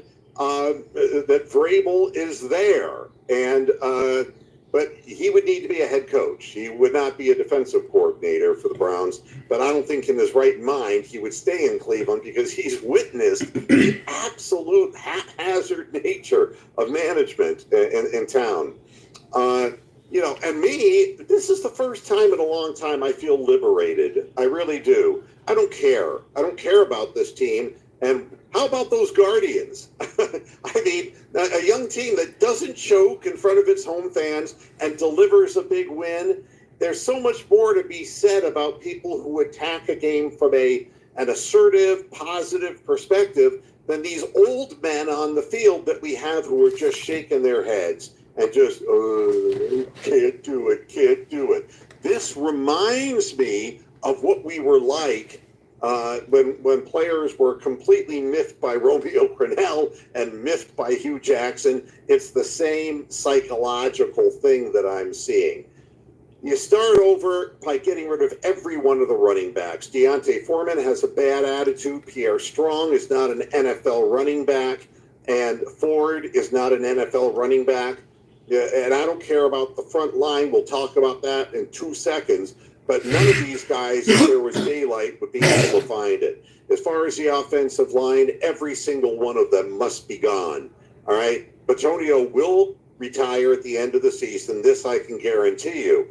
But the other people, Pokish, these people, they need to go. They're not blocking. They're not doing anything. DeJuan Jones needs to be gone. They're just, and Conklin, who never made it to the game again, needs to be gone. And I don't care if we're 0-16, if we're building towards something that matters. Right now, what we're doing is we're responding to bad decisions by the owner of the team. And so we're in a corner saying, well, we got to play Deshaun Watson. Well, let me tell you something, folks. You don't have to play Deshaun Watson. You don't have to play any of these people. You don't have to. If you have strength and conviction, you don't have to do anything except what makes your team better. You know? All right, guys. Sub to Moohead Radio. I want you guys to sub to him. I will be on his post-game show after this, all right? After the live stream is over. And I want you guys, he's a good dude, man. He talks Cleveland Browns, but we also talk Texans football too when I'm occasionally on there, because of course he's got my guy Deshaun Watson on there. So I've been part of his show for about 3 or 4 years. I go on there from time to time, and I'll probably make his post-game show. So please make sure y'all sub this channel if you guys want to check us out. He has other people on there too, but I will definitely check his show out. He's, you know, he goes on Mondays and Fridays, 4 p.m. Eastern, 5 p.m. Central Time, and we do about an hour, sometimes an hour and a half show. He'll bring all the other types of people on there, and he's a real cool dude, really informative guy. And you know, so if you guys, you know, Mondays and Fridays tune into his show, so make sure you sub to his channel, Moohead Radio. Not all one word. It's Moohead, then radio separate, and then you'll see the cow on there, and you just hit the subscription button, you know, get a sub count up. But yeah, I'll be on his show after this, after the game's over, after the stream is over. But we're up 20-3, so we got a drive going, and then ended up getting another field goal. So I'll take the points, no matter how you give them to me.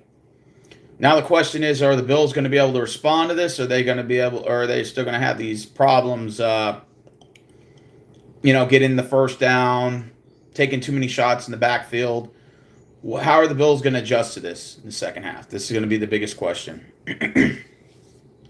Sean Watson has been 30 to 50 yards of passing. What is up with him? I know. Yeah.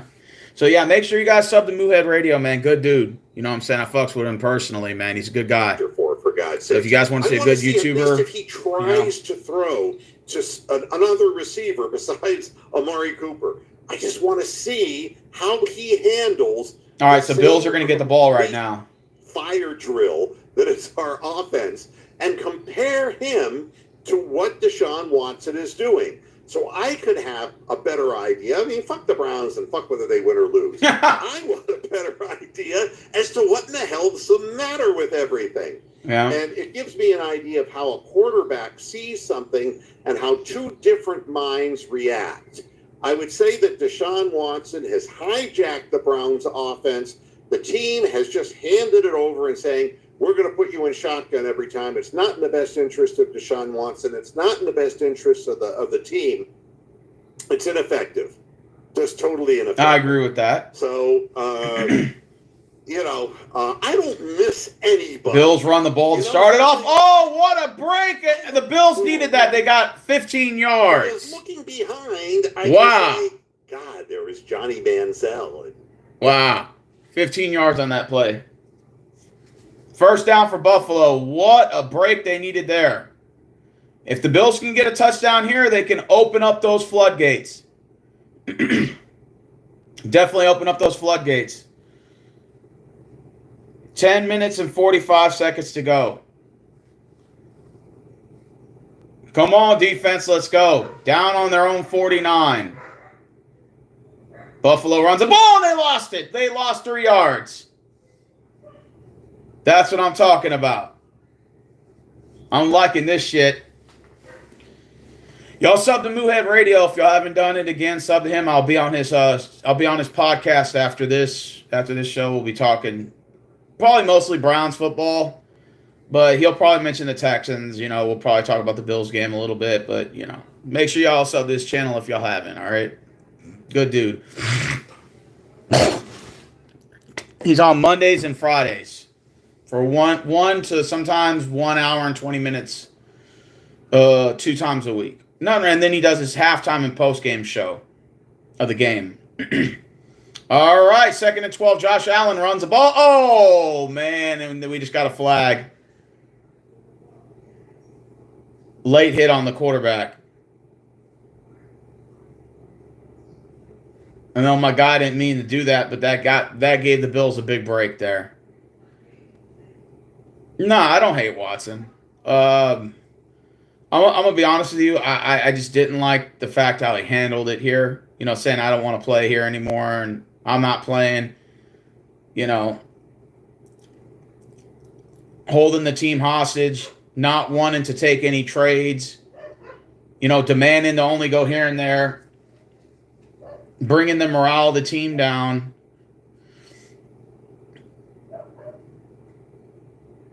After we just gave him that big contract, by the way. But hey, Cleveland took him and gave us a bunch of their picks, and it ended up working out for us. So no, I don't hate him anymore. I'm over it. Deshaun Watson hadn't played here in 4 years?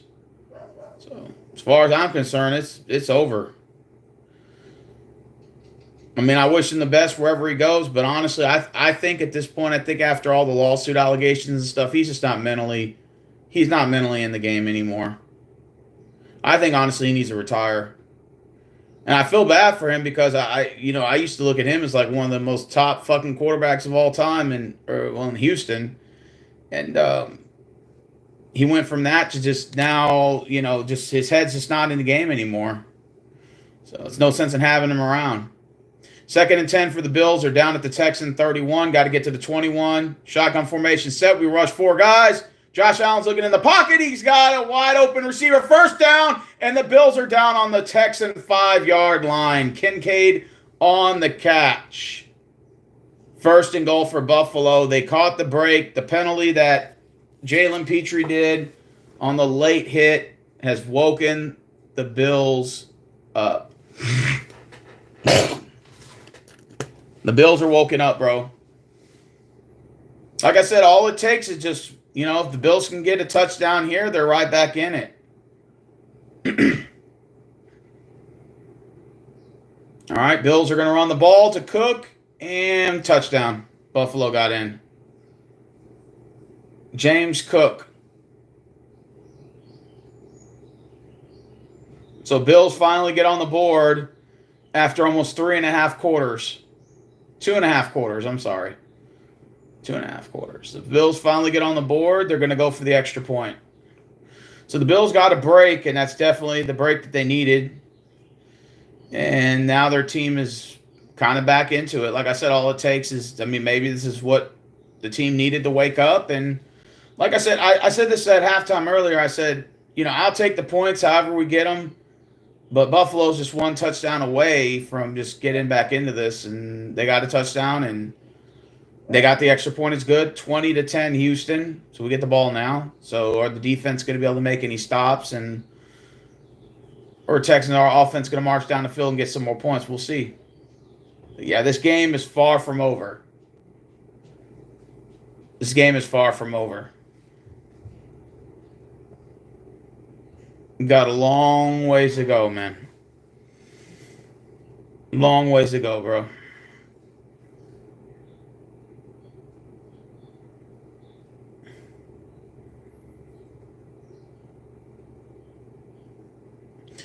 Well, the thing was that Watson didn't want to get traded anywhere. He only wanted to go to a couple teams, and he wasn't just going to go anywhere. Like I said, I wish Watson the best of luck. It's unfortunate it didn't work out here. I wish it would have worked out here. I would have loved to see him, play here, but it is what it is. It didn't work out here, but hey, we got another quarterback in C.J. Stroud. Hopefully, with the management and everything, the morale will be great, and he'll want to spend the rest of his career here. You know, he's having fun, and I would have to say that playing under D'Amico Ryans and Nick Cesario and all them, they create a lot of fun, and that's what the Texans players are having. They're having a lot of fun.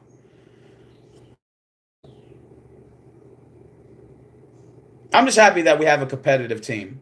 A lot of people say, "Do you want to win a Super Bowl?" I'm like, "Well, absolutely. I would love to win a Super Bowl." 23 years in existence. We've had 37 years under the Houston Oilers. Never had it. Well, the Oilers been to 2 AFC Championship games, but they never been to a Super Bowl. But the Texans have never been to an AFC Championship game at all, let alone a Super Bowl appearance. So the city of Houston's never had an experience of a Super Bowl team or even a team to get to the Super Bowl. And you're talking about over 84 years of football here, minus the 7 when the Oilers departed. So over 77 years of football here, we've never had an opportunity to experience a Super Bowl game. So would I love to have one in my lifetime? Absolutely.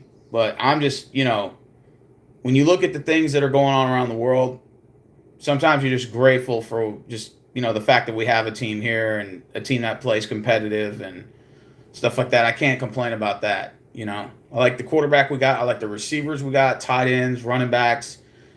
The defense is stellar. Our fucking secondary's like gelling together. The team's playing well. The chemistry's great.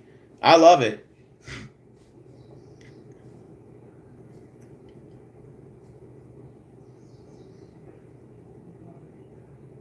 All right, so the Bills finally get a touchdown. Here's a stupid kickoff again.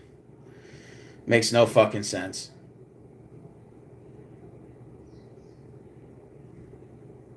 Yeah, I'm gonna be honest with you, man. I watch. I don't watch wrestling like I used to, but I heard that Goldberg came back. From what everybody's telling me, that he called out Gunther, and that he's gonna face Gunther, and also I know Roman Reigns came back, and the Shield is supposed to come back. The Shield came back, and so that's kind of cool, All right, Houston's got a first down on their own 30. CJ Stroud throws it to Dell. Dell got 2 yards. 2nd and 8.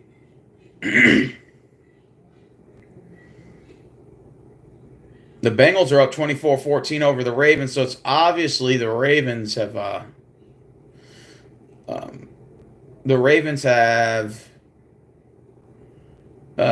they had the lead. It was like 14-3, so the Bengals have outscored them since. All right. We got a 2nd and 8 down on our own 32. We hand the ball off, and the Bills, we got 6 yards on there. So it's going to be 3rd and 2. Cam Akers on the carry for 6 yards.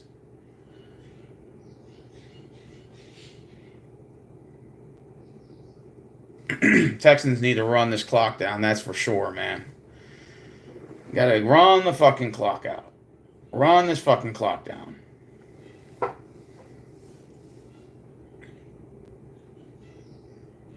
Third and 3.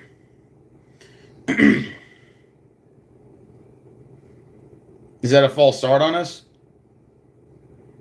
Yep. Damn it. 3rd and 8.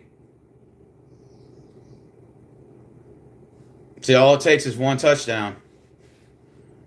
Scott Hall, that's what's up. I was always a Sting fan. I like Sting. 10-6 New England. 24-6 Washington. So it's obviously Cleveland just got a field goal. So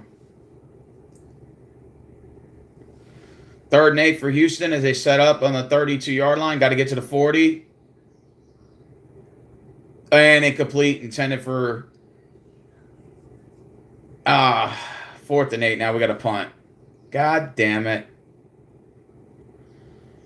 All it takes is just a momentum stop. And now it's possible. We've opened the floodgates. Buffalo scores again. They're right back in it.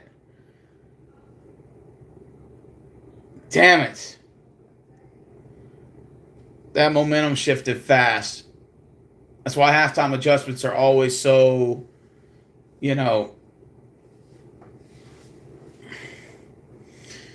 so pivotal. One half you can come out on fire, the next half you can come out not on fire. 7:06 to go, Bills ball.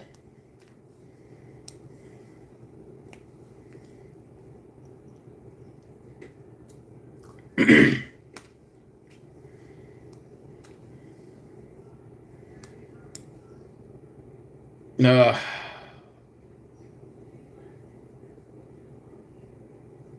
10-20 still. Houston's up. I'm tired. Only 4 hours of sleep. So I'm trying to maintain my sleep, bro. I need to catch up on my sleep, man.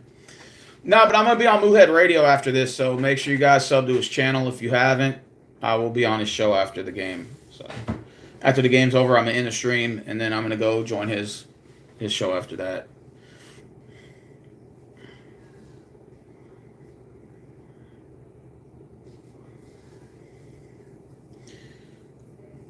Oh, let's see if it's third quarter. Gonna be the fourth.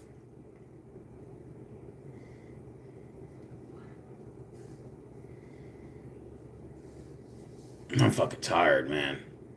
That's what happens when you only have 4 hours of sleep.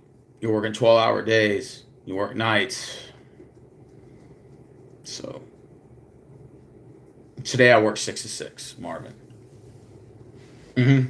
6 to 6, bro. That's the time I work. So.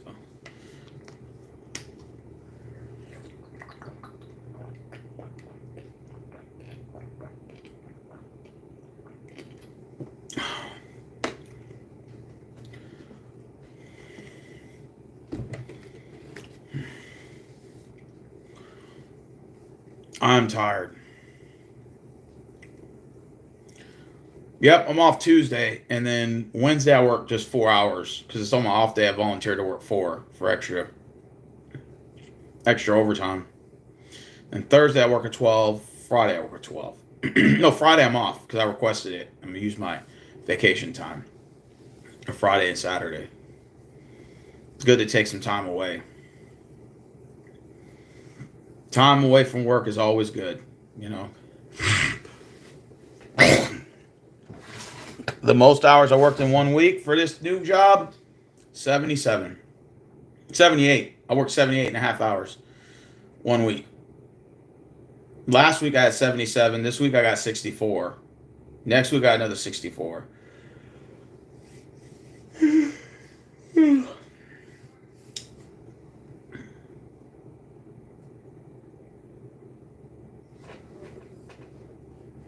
All right, 1st and 10 for Buffalo down at their own 35.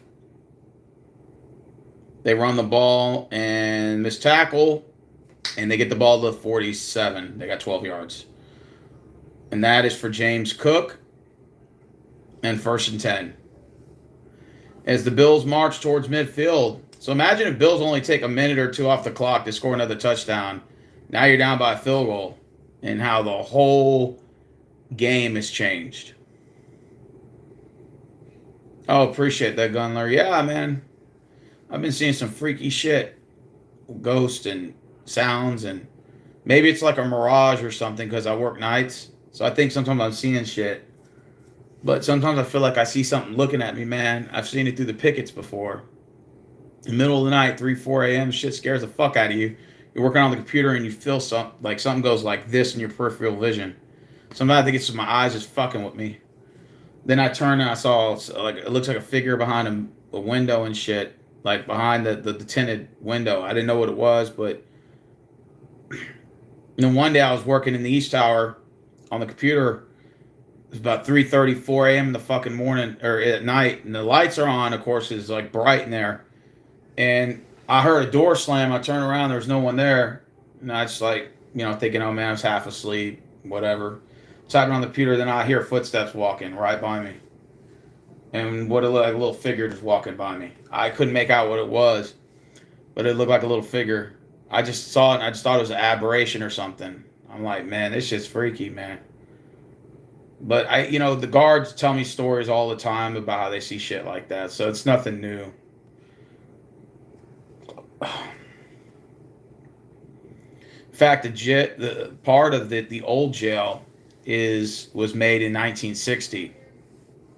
So the old part of the jail is in the tunnels that's under the ground, and that's a scary part that people don't like going towards. So all the guards stay away from the old jail under the tunnels because it's dark in the middle of the night there, and they've seen shit. So they kind of have it boarded off. They never go down there, but they tell me all types of stories about they hear things, see things down there.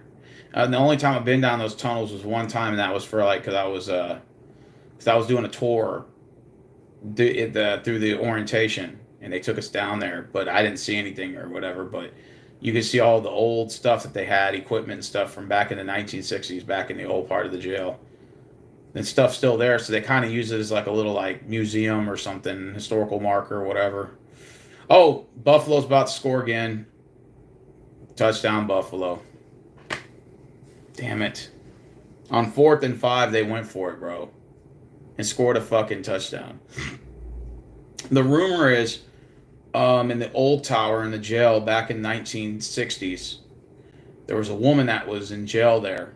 I don't know what it was for. This is old folk tale. Allegedly, she hung herself in one of the cells, right? And they say that they still see her spirit down there. And it's been like a tradition from the 70s, the 80s, the 90s, all the way till this time. So all the guards, as generations go through, they see these things and tell these stories. And so that story still kind of lives on. Now, have I seen it? No, but other guards told me they've seen her. And they told me it freaks them out, so they don't go down there. So they all stay away from that, from those tunnels. It's a tunnel that goes deep underneath, and it stretches for like 1,000 feet. And it's dark. There's no light. There's very little light in, and there's a cemetery right next to it that's above the tunnel. And so they say that they hear stuff and all types of creepy stuff. So they really don't go down there. People try to avoid those tunnels. So the last time I was down there was 5 months ago, and that was when I first got hired, and we did an orientation down there. And so that was part of the orientation, was to get like a tour through the place. But when I would work there is when I heard the rumors and the stories behind it. Now, whether there's truth to this, I have no clue. But there was a guy that works at the jail that's been there since like the early 80s. And he said that story was passed down to him when he first got hired. So he was telling me that the guys before him told him that. And so it goes on before that. That story carries on. So yeah, like I said, I never seen a ghost or anything. I really don't believe in that shit, but I thought I saw was either aberrations or something with the light in. Maybe it's my eyes fucking with me. Maybe it's my peripheral vision fucking with me. But I thought I've seen some shit at night, especially when you're in the picket and it's dark. You see like figures and stuff go by, and you look and there's nothing there. You hear a door slam here or there. You're like, what the fuck? Is my mind fucking with me? Maybe I'm just tired and I haven't been sleeping. So that could be a possibility. But like I said, the only thing I thought I saw maybe an aberration was like a door slamming and then somebody walking back to their cell. But it wasn't a person. It was just like he was walking like this. I was on my computer, and he was just walking right past me. And I just looked, and I saw what looked like an aberration. It was a see-through person. Like it was see-through. You can see the lines taking the steps. And I was like, so I had slapped myself to thinking of maybe I'm just in a deep sleep, falling in and out of my sleep. Maybe it's something with my eyes, because it is 4 a.m. So, and I'm trying not to like doze off and sleep. So maybe it's my mind hallucinating, which that's a possibility too. You hallucinate a lot when you lack sleep, and especially when you're only sleeping 3-4 hours a day at times. For some of these guards, they start hallucinating, and so it's a possibility. That could be the case, but either way, it gets scary at night when you're in the West Tower and the picket and it's dark, and you start seeing all these figures and stuff, and the stuff with the lighting or stuff with like you think you saw something but you don't know. And when it's dark and you're by yourself, you're like, fuck, man, like that shit can freak you the fuck out, But Some people say it's just sleep deprivation, but some people say they've seen it too. But most of these guards hallucinate a lot because they don't sleep.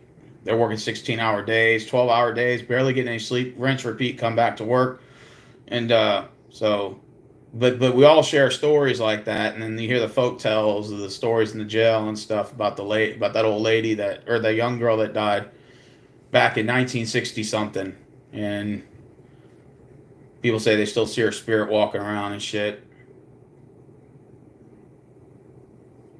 I just realized that defender that just scored whoever that was, that Coleman that scored a touchdown, I think he stepped out of bounds. Oh no, he didn't.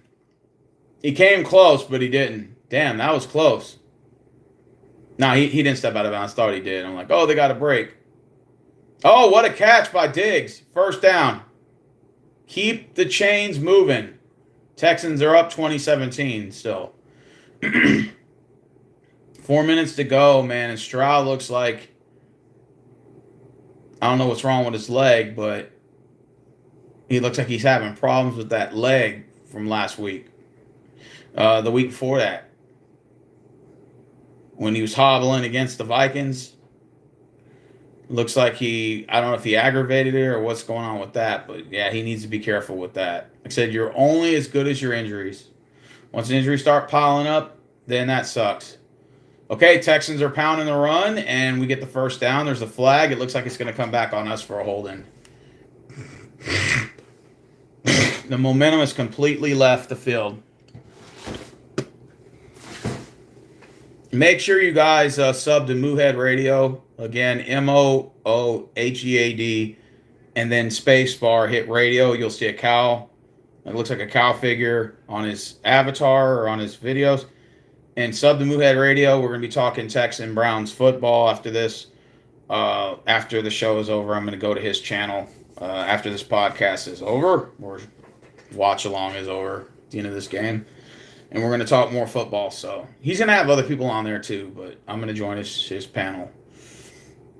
Because I missed his last couple shows, and so I promised him. I said, "Look, I'm going to make the one against. I'm going to make the post game show for today." So, all right, it's 3:02 to go, and we're barely up 3 now. And it looks like we got another penalty on us.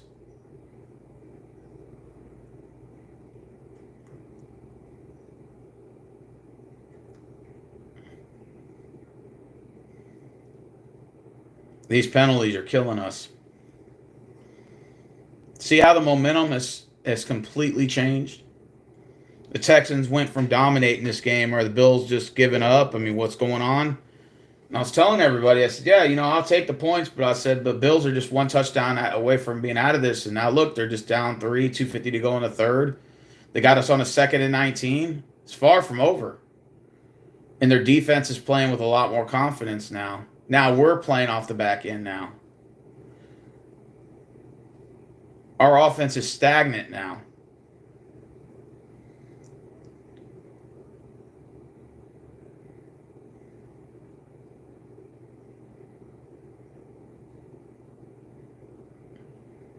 Well, the Bills got a break.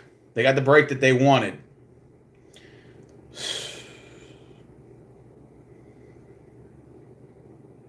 Third and 13 for Houston, down on their own 40. They got to get to the Bills 47. Bills rush 4, Texans in shotgun formation. Stroud breaks out for the run, and he gets sacked, and he doesn't get it 4th down. We got to our own 47. So we got about, 8 or 9 yards? Yeah, and it looks like we're going to punt. Bills are going to get the ball back. Crazy how that turn of event just took place. You think you have the momentum, and then all of a sudden it just disappears. She just dropped for the run. We're going to punt now. We'd be stupid to go for it here.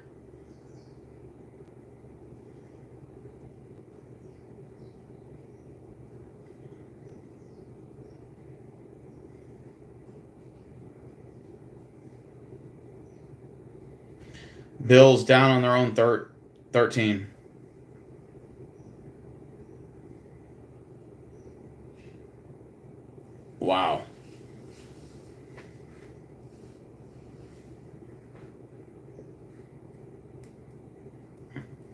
1:14 to go. Bills are taking the field. I had the Bills winning this game 2017. Look at the score right now. It's 2017.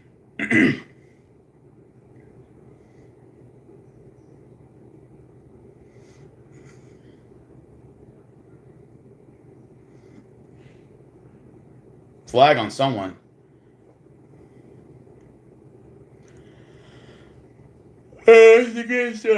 Son of a bitch, man.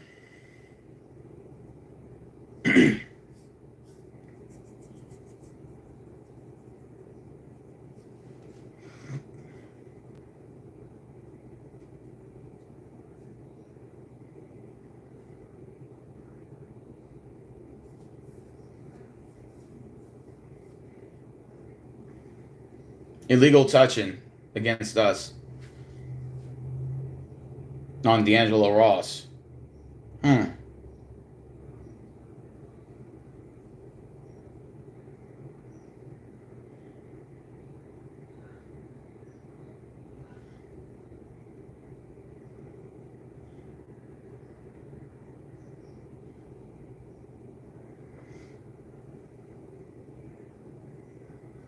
All right, Bills got the ball on their own 19, first down, 1:14 to go. They run the ball with Cook.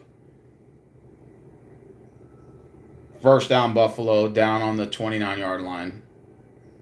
10 yards.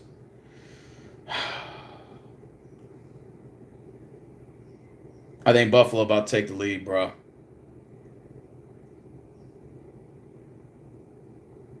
Damn it.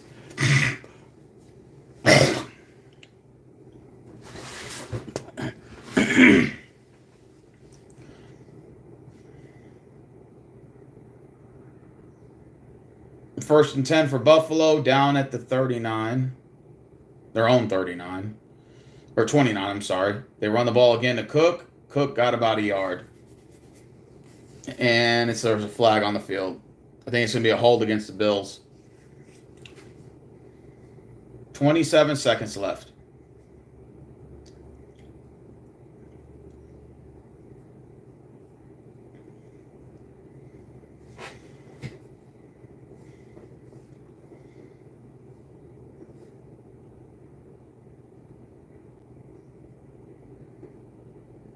Oh, it's a flag against us for holding.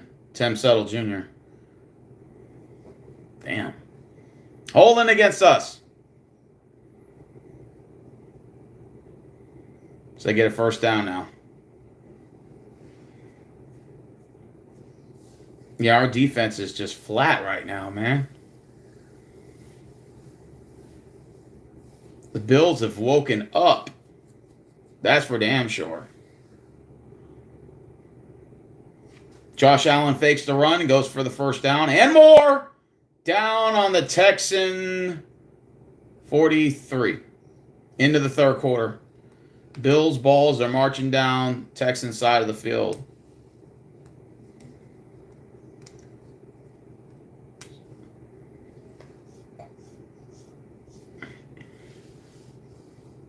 Well, the Bills might score another touchdown here. So they take the lead. And like I said, this game is not over. I said we still have, what did I say earlier? We still have a whole second half of football to play. Now y'all know what I'm talking about.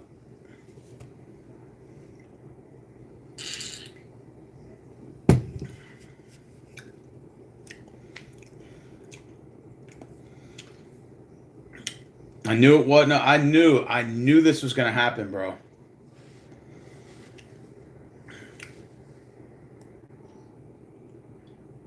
Now we got 1 quarter left. 4 quarter, baby. So who wins this? Does Houston come back and win this? I mean, do they take on, they end up winning the game, or does Buffalo pull off a miracle comeback?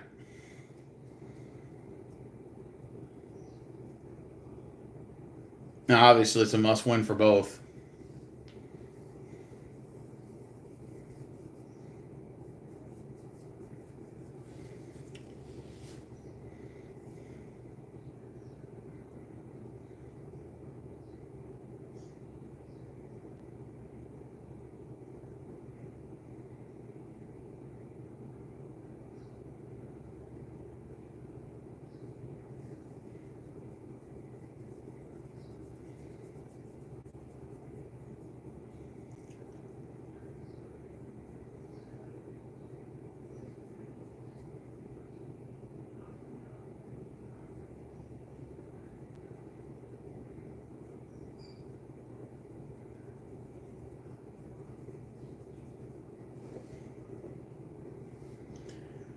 Just waiting. Right now it's commercial break, guys, so hold on, all right?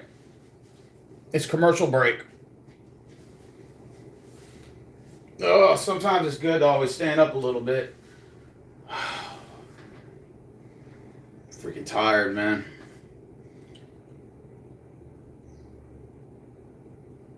(20-17). Houston's up. Start of the fourth. Both teams are 3-1, so like I said, this is a crucial moment here. It's all down to the fourth quarter. Who wants it more? No one said this game was going to be easy. No one.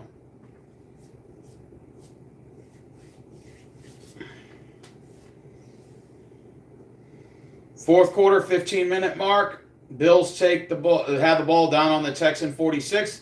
They got to get to the 36 of Houston for the first down, 1st and 10. I formation setup. They run the ball with Cook. Cook gets about 3 yards on the carry. And it's going to be 2nd down and 7 with 14 minutes and 50 seconds. C.J. Stroud, 20 for 25, 264 yards and 2 touchdowns. Not bad.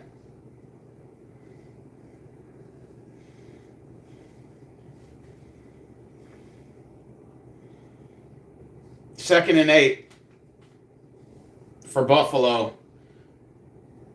They line up in I formation. 2 wide receivers, 1 tight end, 1 running back. I think they're going to run the ball here, and they do. Cook, and they lose yards here. They're actually going to lose 2 yards. Now it's 3rd down and 10. We are now at 3rd and long.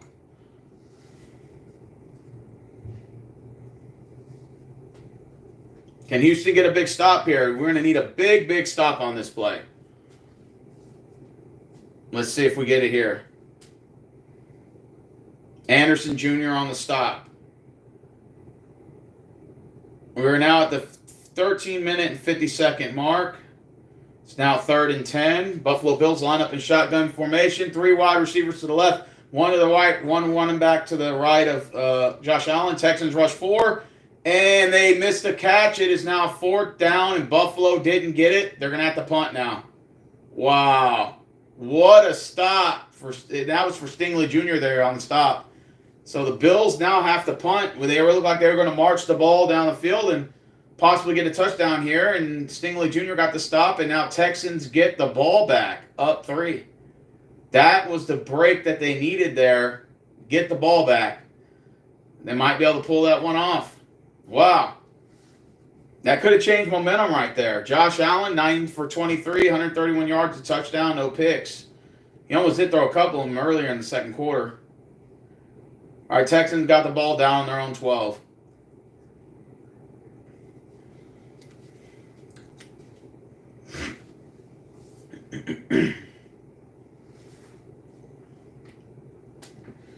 Wow, it's down to the wire here, guys.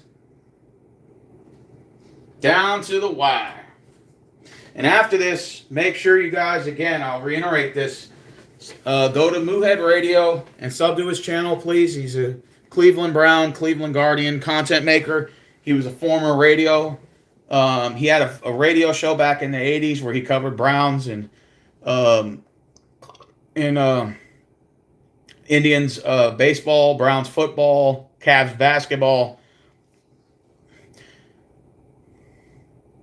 Like I said, cool guy, man. Like I said, I don't usually make all of his shows, but I try to make the ones I can. So I'm going to be on there today after this post game. So if you guys want to see more football talk or whatever, I'll be on his show after this. So. And he definitely deserves way more subs than he has. He has like 818. He definitely should have way more than that. The guy's very talented. So please make sure you sub to his channel, Moohead Radio. Like I said, I'll be on his show after this. So, and Mondays and Fridays he has his shows from 4 p.m. Eastern, 5 p.m. Central for usually about an hour and a half, and then he does the post game and after one for the Browns games. So yeah, so please make sure you guys sub to his channel, okay? If you haven't already done that.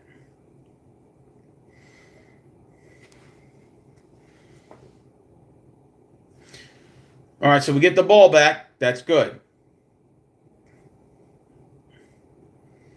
Yep. We got the 3 and outs that we needed.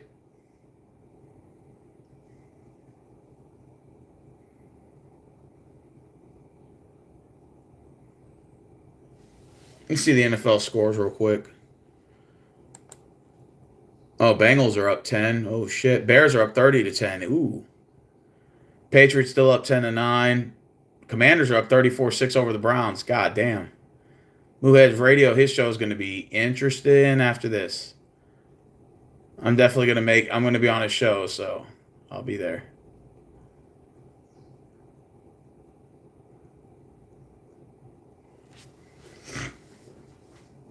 All right, Texans got the ball down on their own 11. Let's see if we run the ball here. And did he get anywhere? Nope. Got about half a yard, 2nd and long.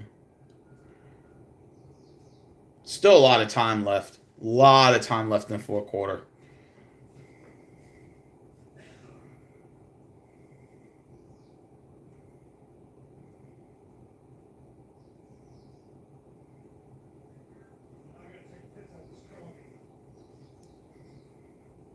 $13 minutes left. 2nd and 9 for Houston. They set up shotgun formation.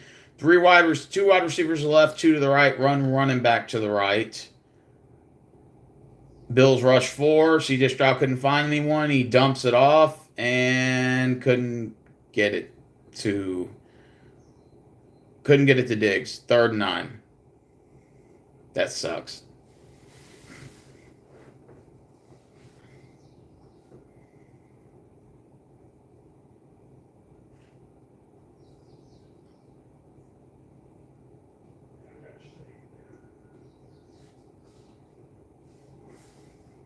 $12:45 to go, Marvin. 3rd and 9 for Houston. 3 wide receivers to the right, 1 to the left, 1 running back to the left. Bills rush 4. And Texans convert on a big 1st down to Danny Schultz. That's a 1st down, Houston. Let's move the chains. Move the chains, baby. That is a 1st down, Houston.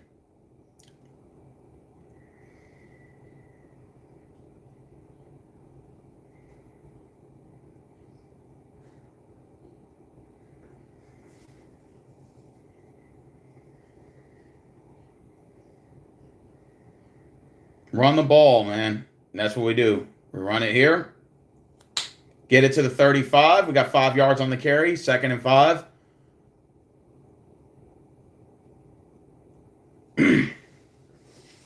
That was to Ogun Bowell. If I even said his name right.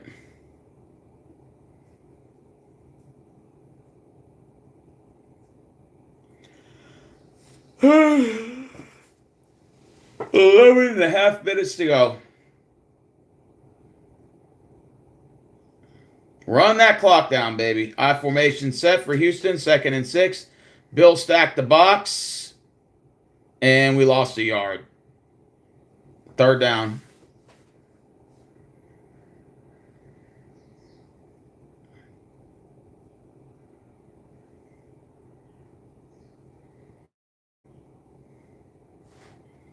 Third and 7.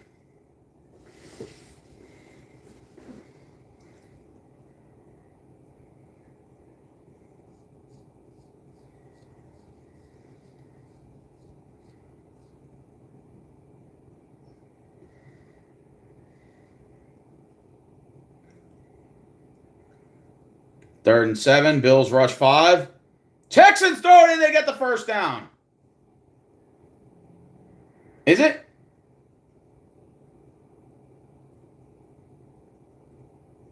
Is it? There's a flag.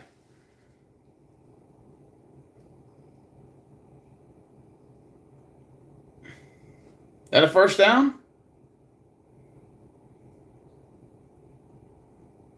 That's a catch.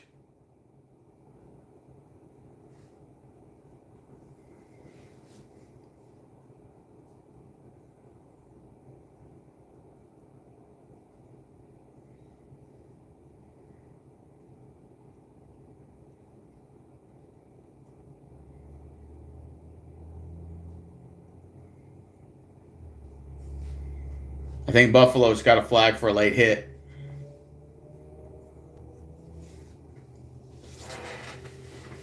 Or did they? No, did they? Let's see. Was that a flag for a late hit?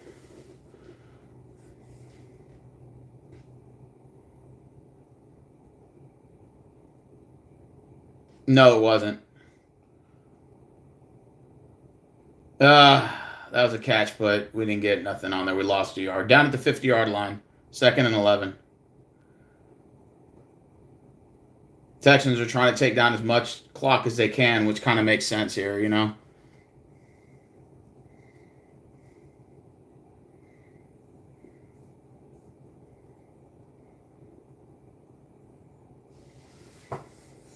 $9:50 to go, guys. The clock is just munching down.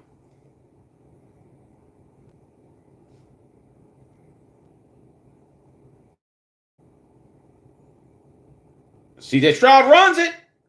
Gets it down to the Buffalo 36. First down.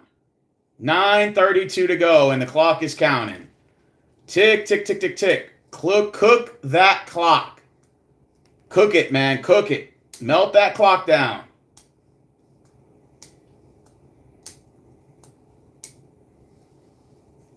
Good job. Houston's marching on Buffalo's side of the field now.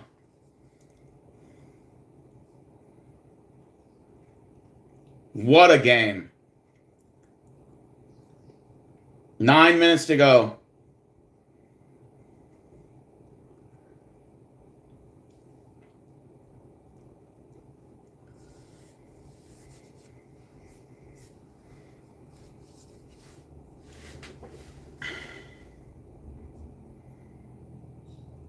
So 2nd down and 9 for Houston.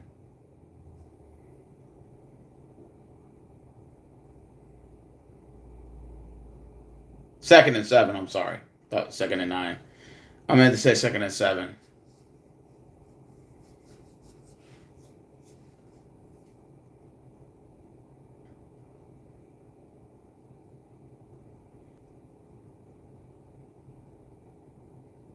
Second and 7. Houston fakes the handoff, and CJ just threw a pick.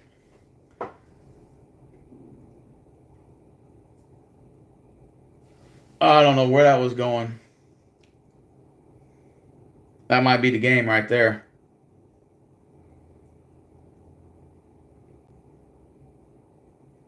That might be the game. We just went from possibly taking a 2-score lead. Throwing a pick now.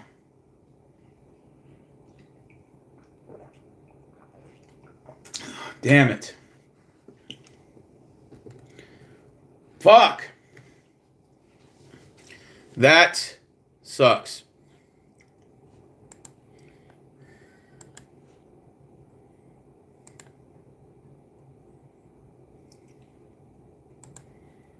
Man, this fucking sucks.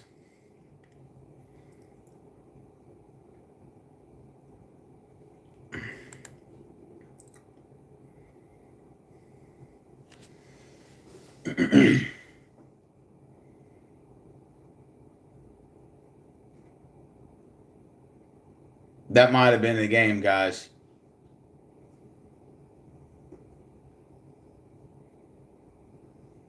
This fucking sucks.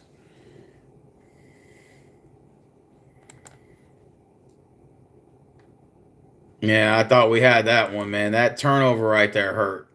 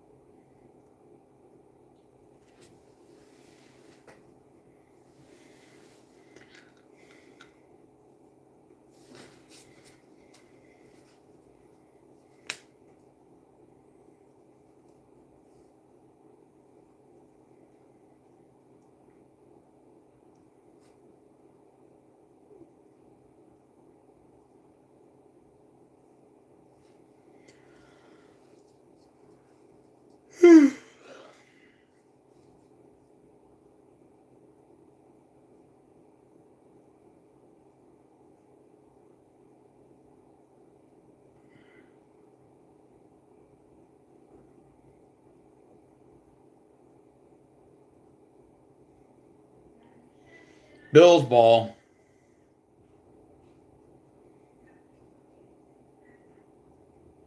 It's commercial break, Marvin. So, no, it's commercial break. So, when we get back, Bills got the ball. They got the ball on their own 20. That takes 7 points right off the board now. 8:06 to go. Bills ball down on their own 20. I formation set. 3 wide receivers on one run back. They run the ball. Cook got about 2, 3. 2nd and 7.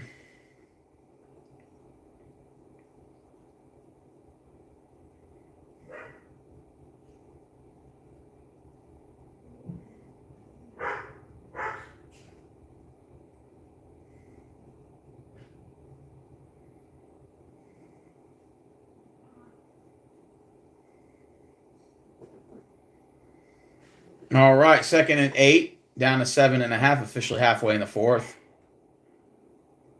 All right, Josh Allen's going to run. He got the first down and more. He got about 20 yards on that run. First down for Buffalo. He had a hole right up the middle and couldn't get the stop. Yeah, I know. First down for the Bills.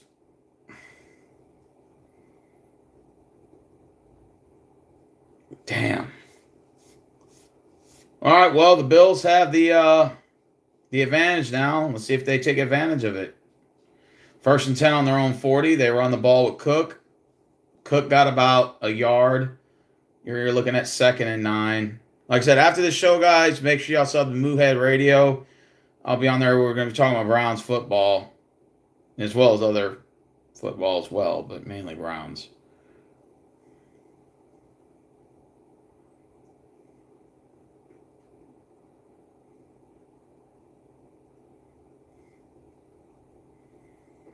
Second and 8 for the Bills. They're lining up on their own 41.5. They got to get to the 50. Shotgun formation set. 2 wide receivers on the right, 2 on the left, 1 running back to the right. Texans show like they're going to blitz. They do blitz, and they throw the kitchen sink. And it's incomplete. Josh Allen got rid of it before he gets sacked. It's now 3rd and 8 with 6:06 to go. Can the Texans defense bail them, get the 3 and outs again?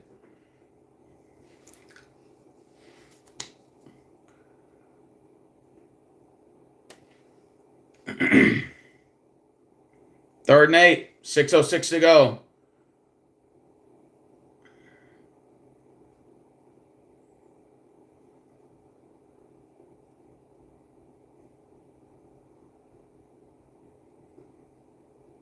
All right, Buffalo sets up in shotgun. Texans rush 4.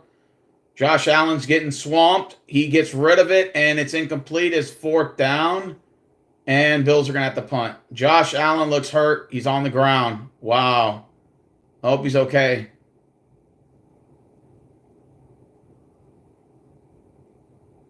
Damn, I hope he's all right. He got the wind knocked out of him.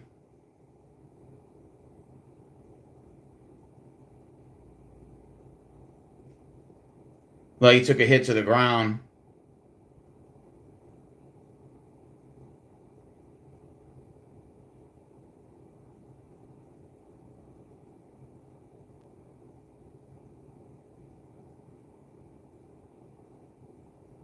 Yeah, his head hit the ground. That sucks. I hope he's okay.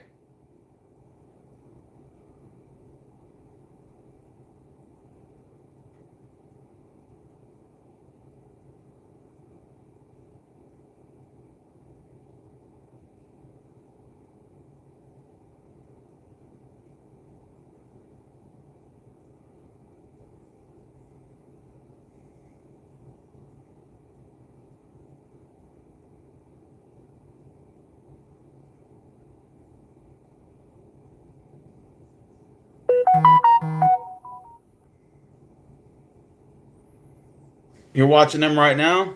Yeah, I know, man. Yeah. Like I said, it's a close game right now. Uh-oh. Damn, we got the ball down on our own 1. Down at our own 2. Damn. 5:50 to go. Yeah. I knew this was going to be a dogfight. The second half kind of slowed down a lot. You know, we controlled the first half. The Bills controlled the second half, but we still managed to maintain the lead. So with 5:50 to go.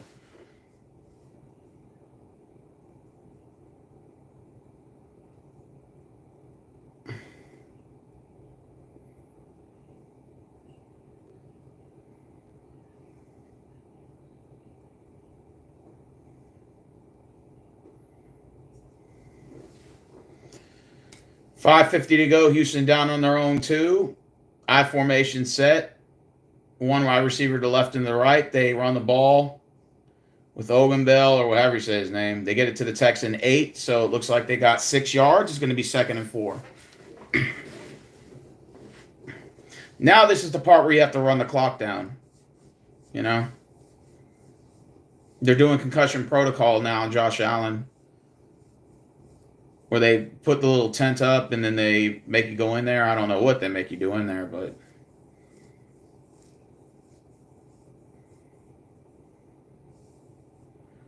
Houston's lining up. I formation set.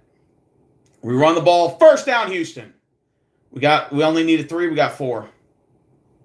Or no, 6. So first down now.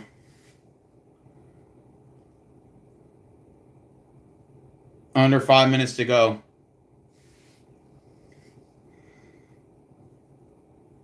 All right, after this game's over, I'm going to Moohead Radio. We're going to talk Browns football a little bit on his channel if you guys just want to watch football. He's mainly, he covers Cleveland sports, but I'm going to be on his show after that. So make sure y'all sub to his channel, Moohead Radio. Moohead, and then space radio. You'll see a cow like on his photos on his main avatar. You just add the channel. And he goes live Mondays and Fridays at 4 p.m. Eastern, 5 p.m. Central. Then he does a halftime and the post game of the Browns. So I'll be on his show after this game.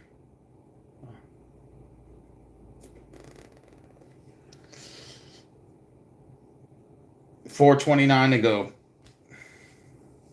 2nd and 10 for Houston. Texans 20, Bills 17. Shotgun formation set for Houston. Bills look like they got 4 lined up in the box. CJ Stroud's looking. Oh, and the Texans fumbled the football. And it looks like Buffalo just recovered it. Oh, my God. Stroud, you fumbled the ball, dude.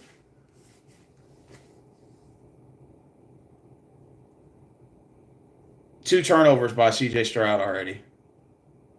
You got to be fucking kidding me. Just a careless mistake, bro. Not protecting the fucking football, bro.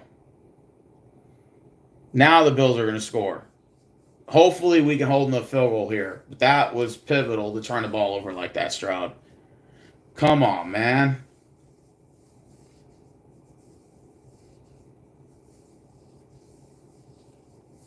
Got to protect the fucking football. Looks like Trubisky's coming out for the Bills.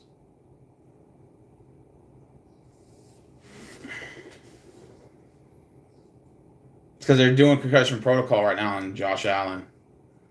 So they got Mitchell Trubisky out there right now for the Bills.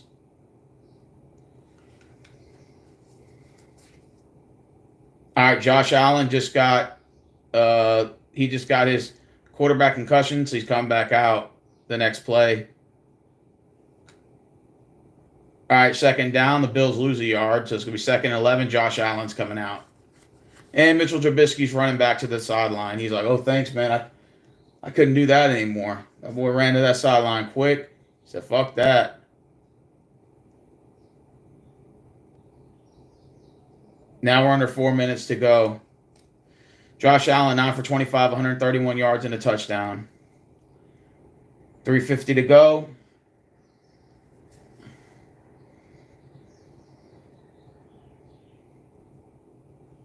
3 minutes and 40 seconds left.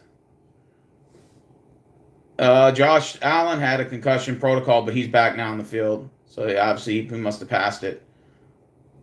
First down, Buffalo. No, he was pushed out of bounds. It's going to now be 3rd down and 10 for Buffalo.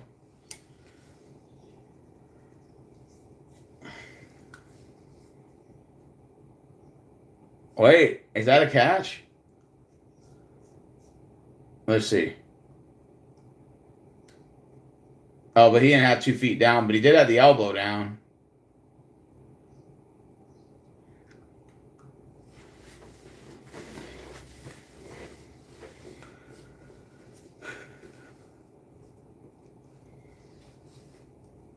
Third and 10 for Buffalo, and the Bills are going to call a timeout.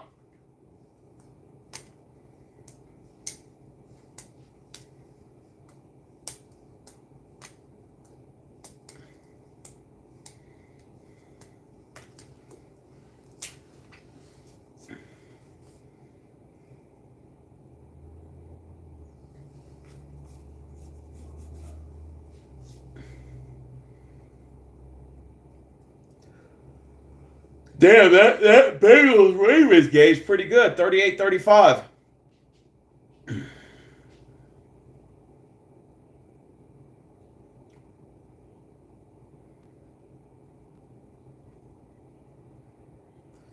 Third down and 10 for Buffalo. 3:30 left in the game.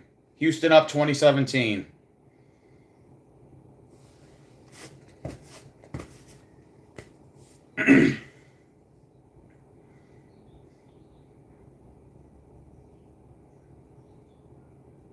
Bills are down on the Texan 15. They got to get to Texan 5. Shotgun formation set. No running backs. 5 wide receivers. Texans show blitz. No, they only rush 4.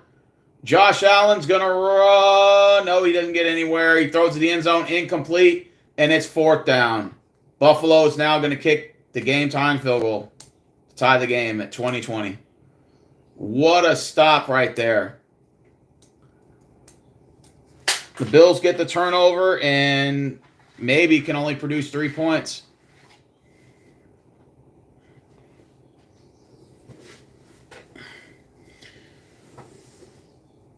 The Bills are attempting to tie the game now. They send their field goal unit out.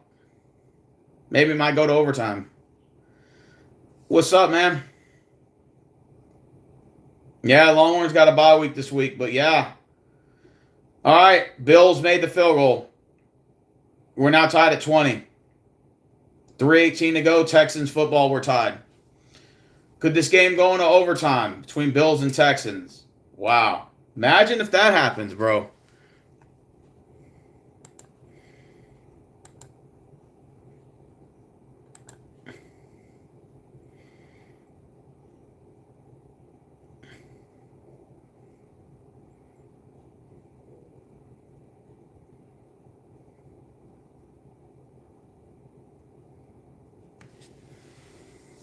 All right, game is tied at 20.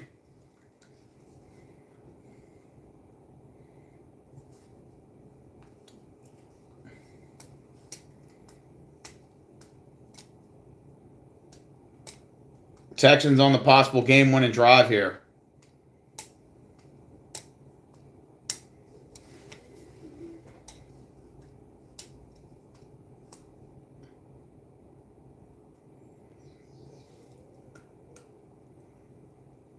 Yeah, it's going to be a dogfight, man. I said Buffalo was going to win 2017. That's what I called the score. Now it's 2020. I swear I hate that stupid fucking kickoff. Shit is retarded.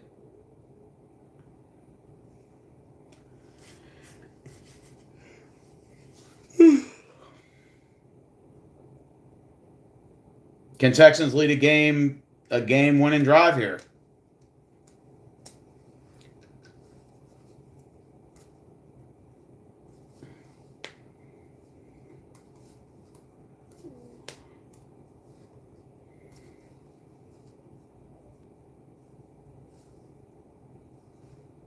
Texans got the ball on their own 30, first down, shotgun formation. They run the ball off, and they get about 4 on the carry.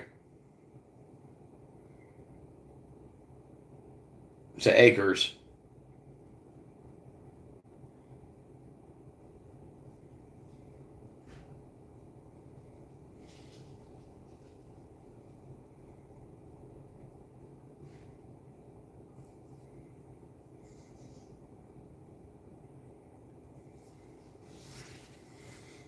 Second and 6 for Houston. 2 minutes and 40 seconds to go. Ball's down on the 34. They got to get to the 40. Shotgun formation set. One running back to the left. And he overthrew it. Oh, come on, man. 3rd and 6 for Houston.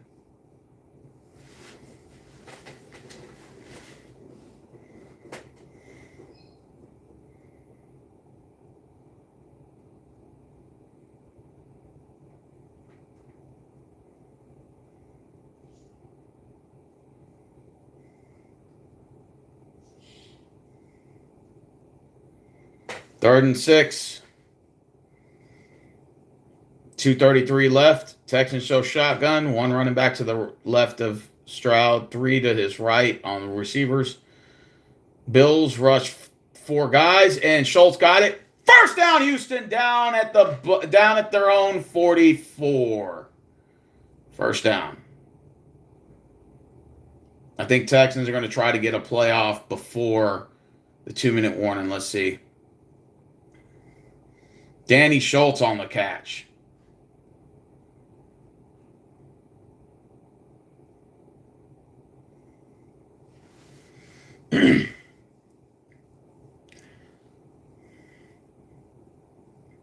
Two-minute warning. 2-minute warning now. Going to commercial.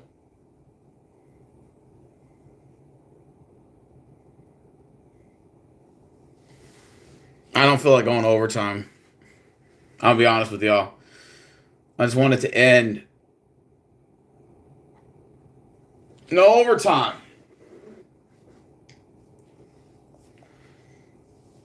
I know, right?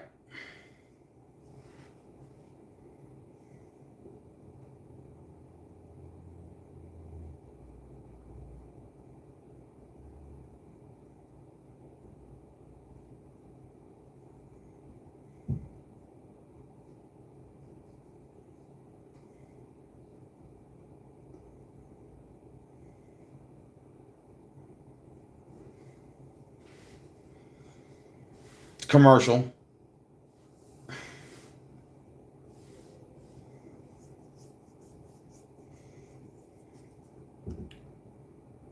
Me neither.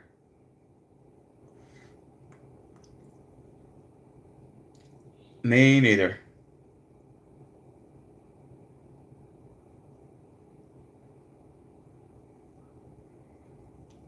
Especially since Moohead Radio is going to be on after this. I'm going to be on a show, and how am I going to be on it if it's in overtime?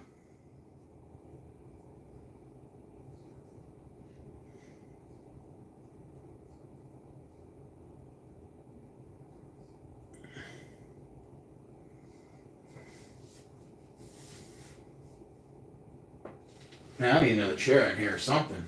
Hold on.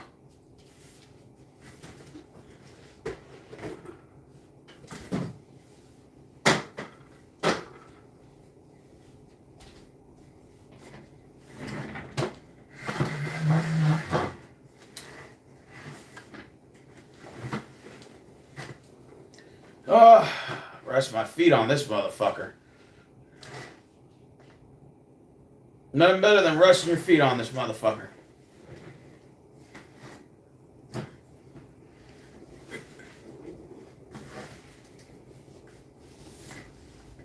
All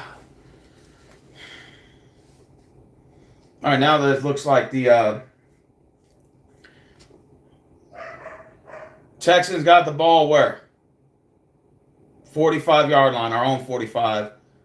So it's 1st and 10, 2-minute warning. Bills are stacking the box. Texans run the ball. We lose 3 yards there. Damn it. It's not smart. Not fucking smart on that play. Buffalo calls a timeout, it looks like. They're trying to stop the ball. What? It says, if only we could have another Nico Collins play. Oh, absolutely, bro. That would be nice. 2nd and 12, 1:56 to go. Game tied at 20.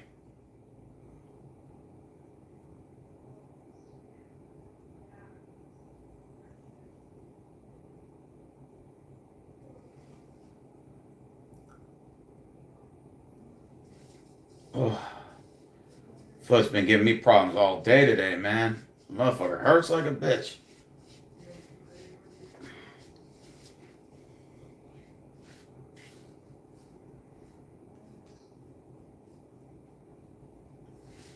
All right, 2nd and 12. Texans line up at their own 42.5. 1:56 to go. They throw a short pass, and they got about 3 or 2 on there. So it's going to be 3rd down and 10. Bills call their final timeout. I don't know what the Texans are doing. They're not in fucking field goal range. So why are you not taking any shots? Why are you running the fucking ball? What the fuck's going on with that play calling, man? So you've got to get the first down, and you have to throw the ball.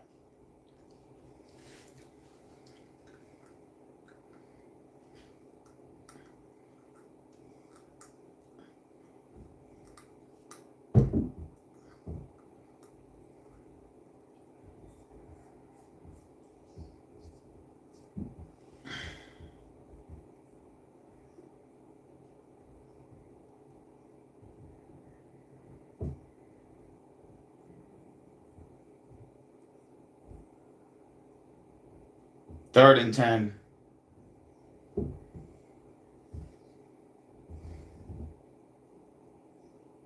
Oh, Bills are blitzing.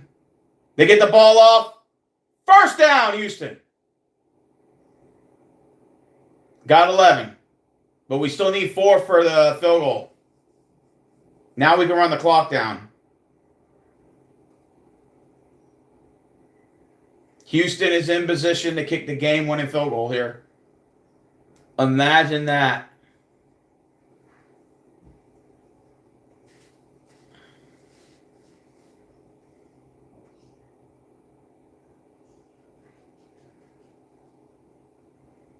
Imagine we pull that off. Like we get the game-winning field goal here and win.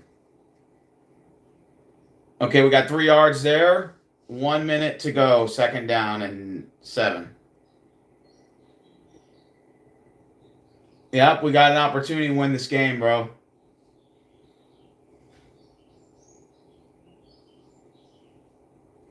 I think we got an opportunity to win here.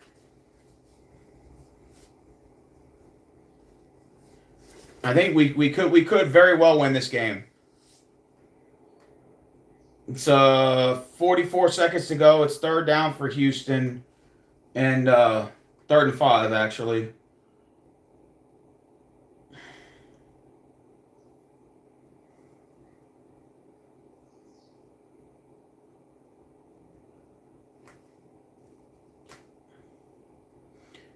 Down at the 39. Got to get to the 34. Looks like Bills are blitzing here. Oh, shit. And it's a complete 4th down.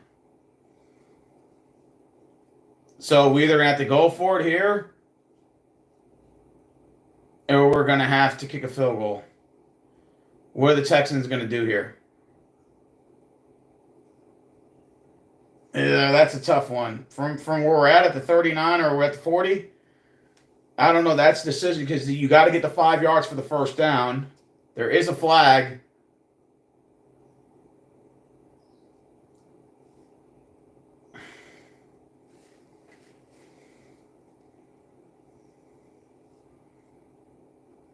Intentional grounding is called on us.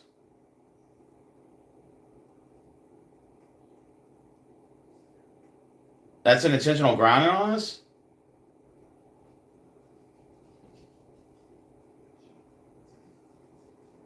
How's that intentional grounding on us? Wouldn't that go into a receiver? So it's 4th and 15 now. We got a punt.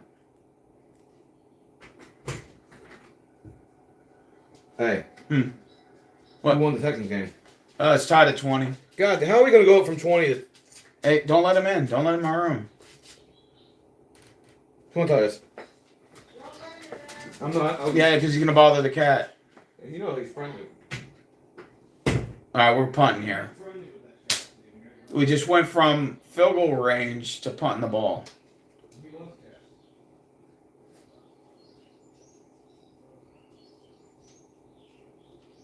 All right, Bill's got it here.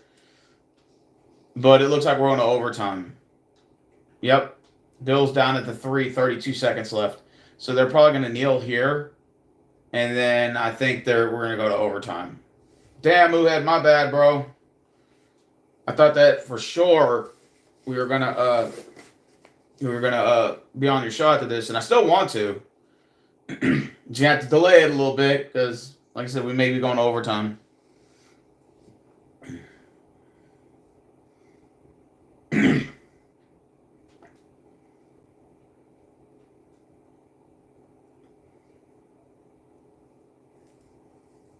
Damn. Yeah, we're going to OT.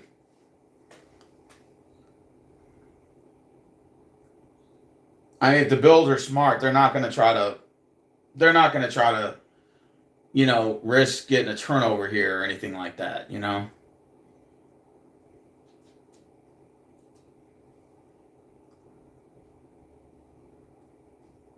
Oh, flag, pass interference on us.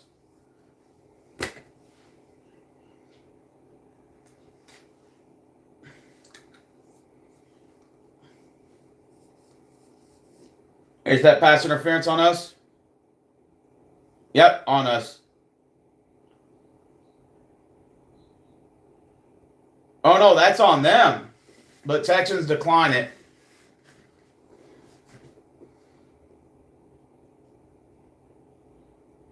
Wow, okay. We got a break.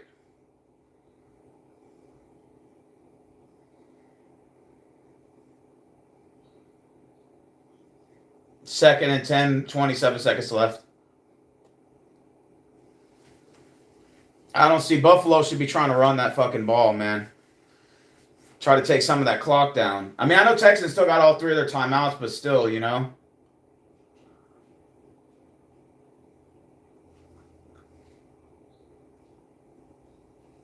21 seconds left.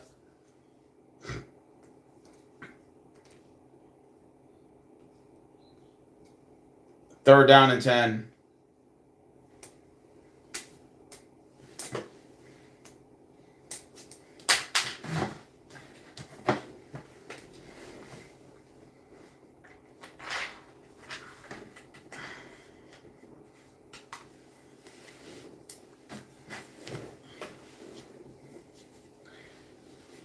Third and 10 for the Bills.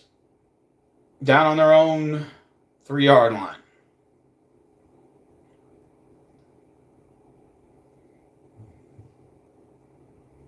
$16 seconds left. Bills got a punt.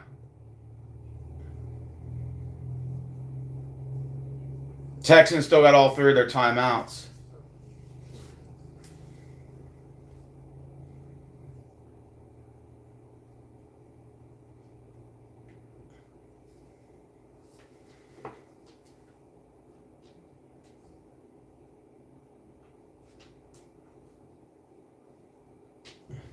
$16 to go.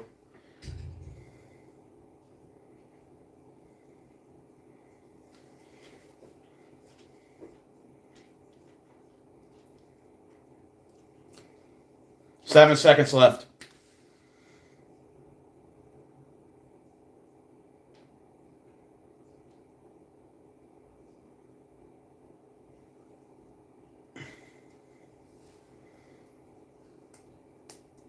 Seven seconds left. Wow.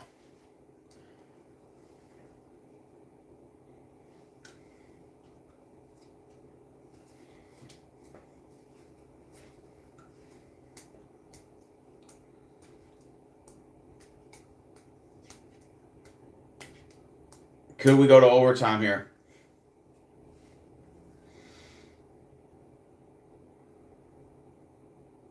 Right, we're down at our own 40, or we're down on the Bills 46.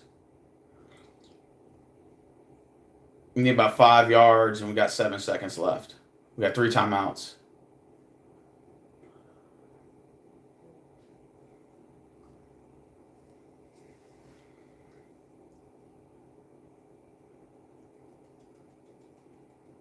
All right, Texans call timeout. 2 seconds left. We're lining up for the game-winning field goal.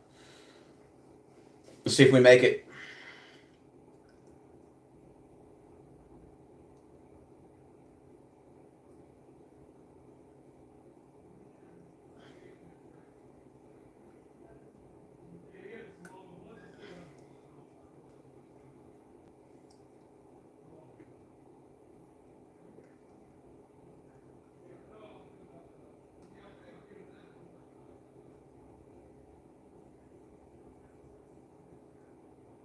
This is a game-winning field goal here, guys.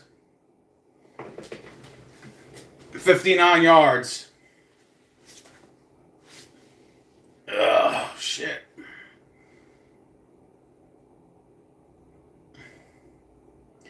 And it's up.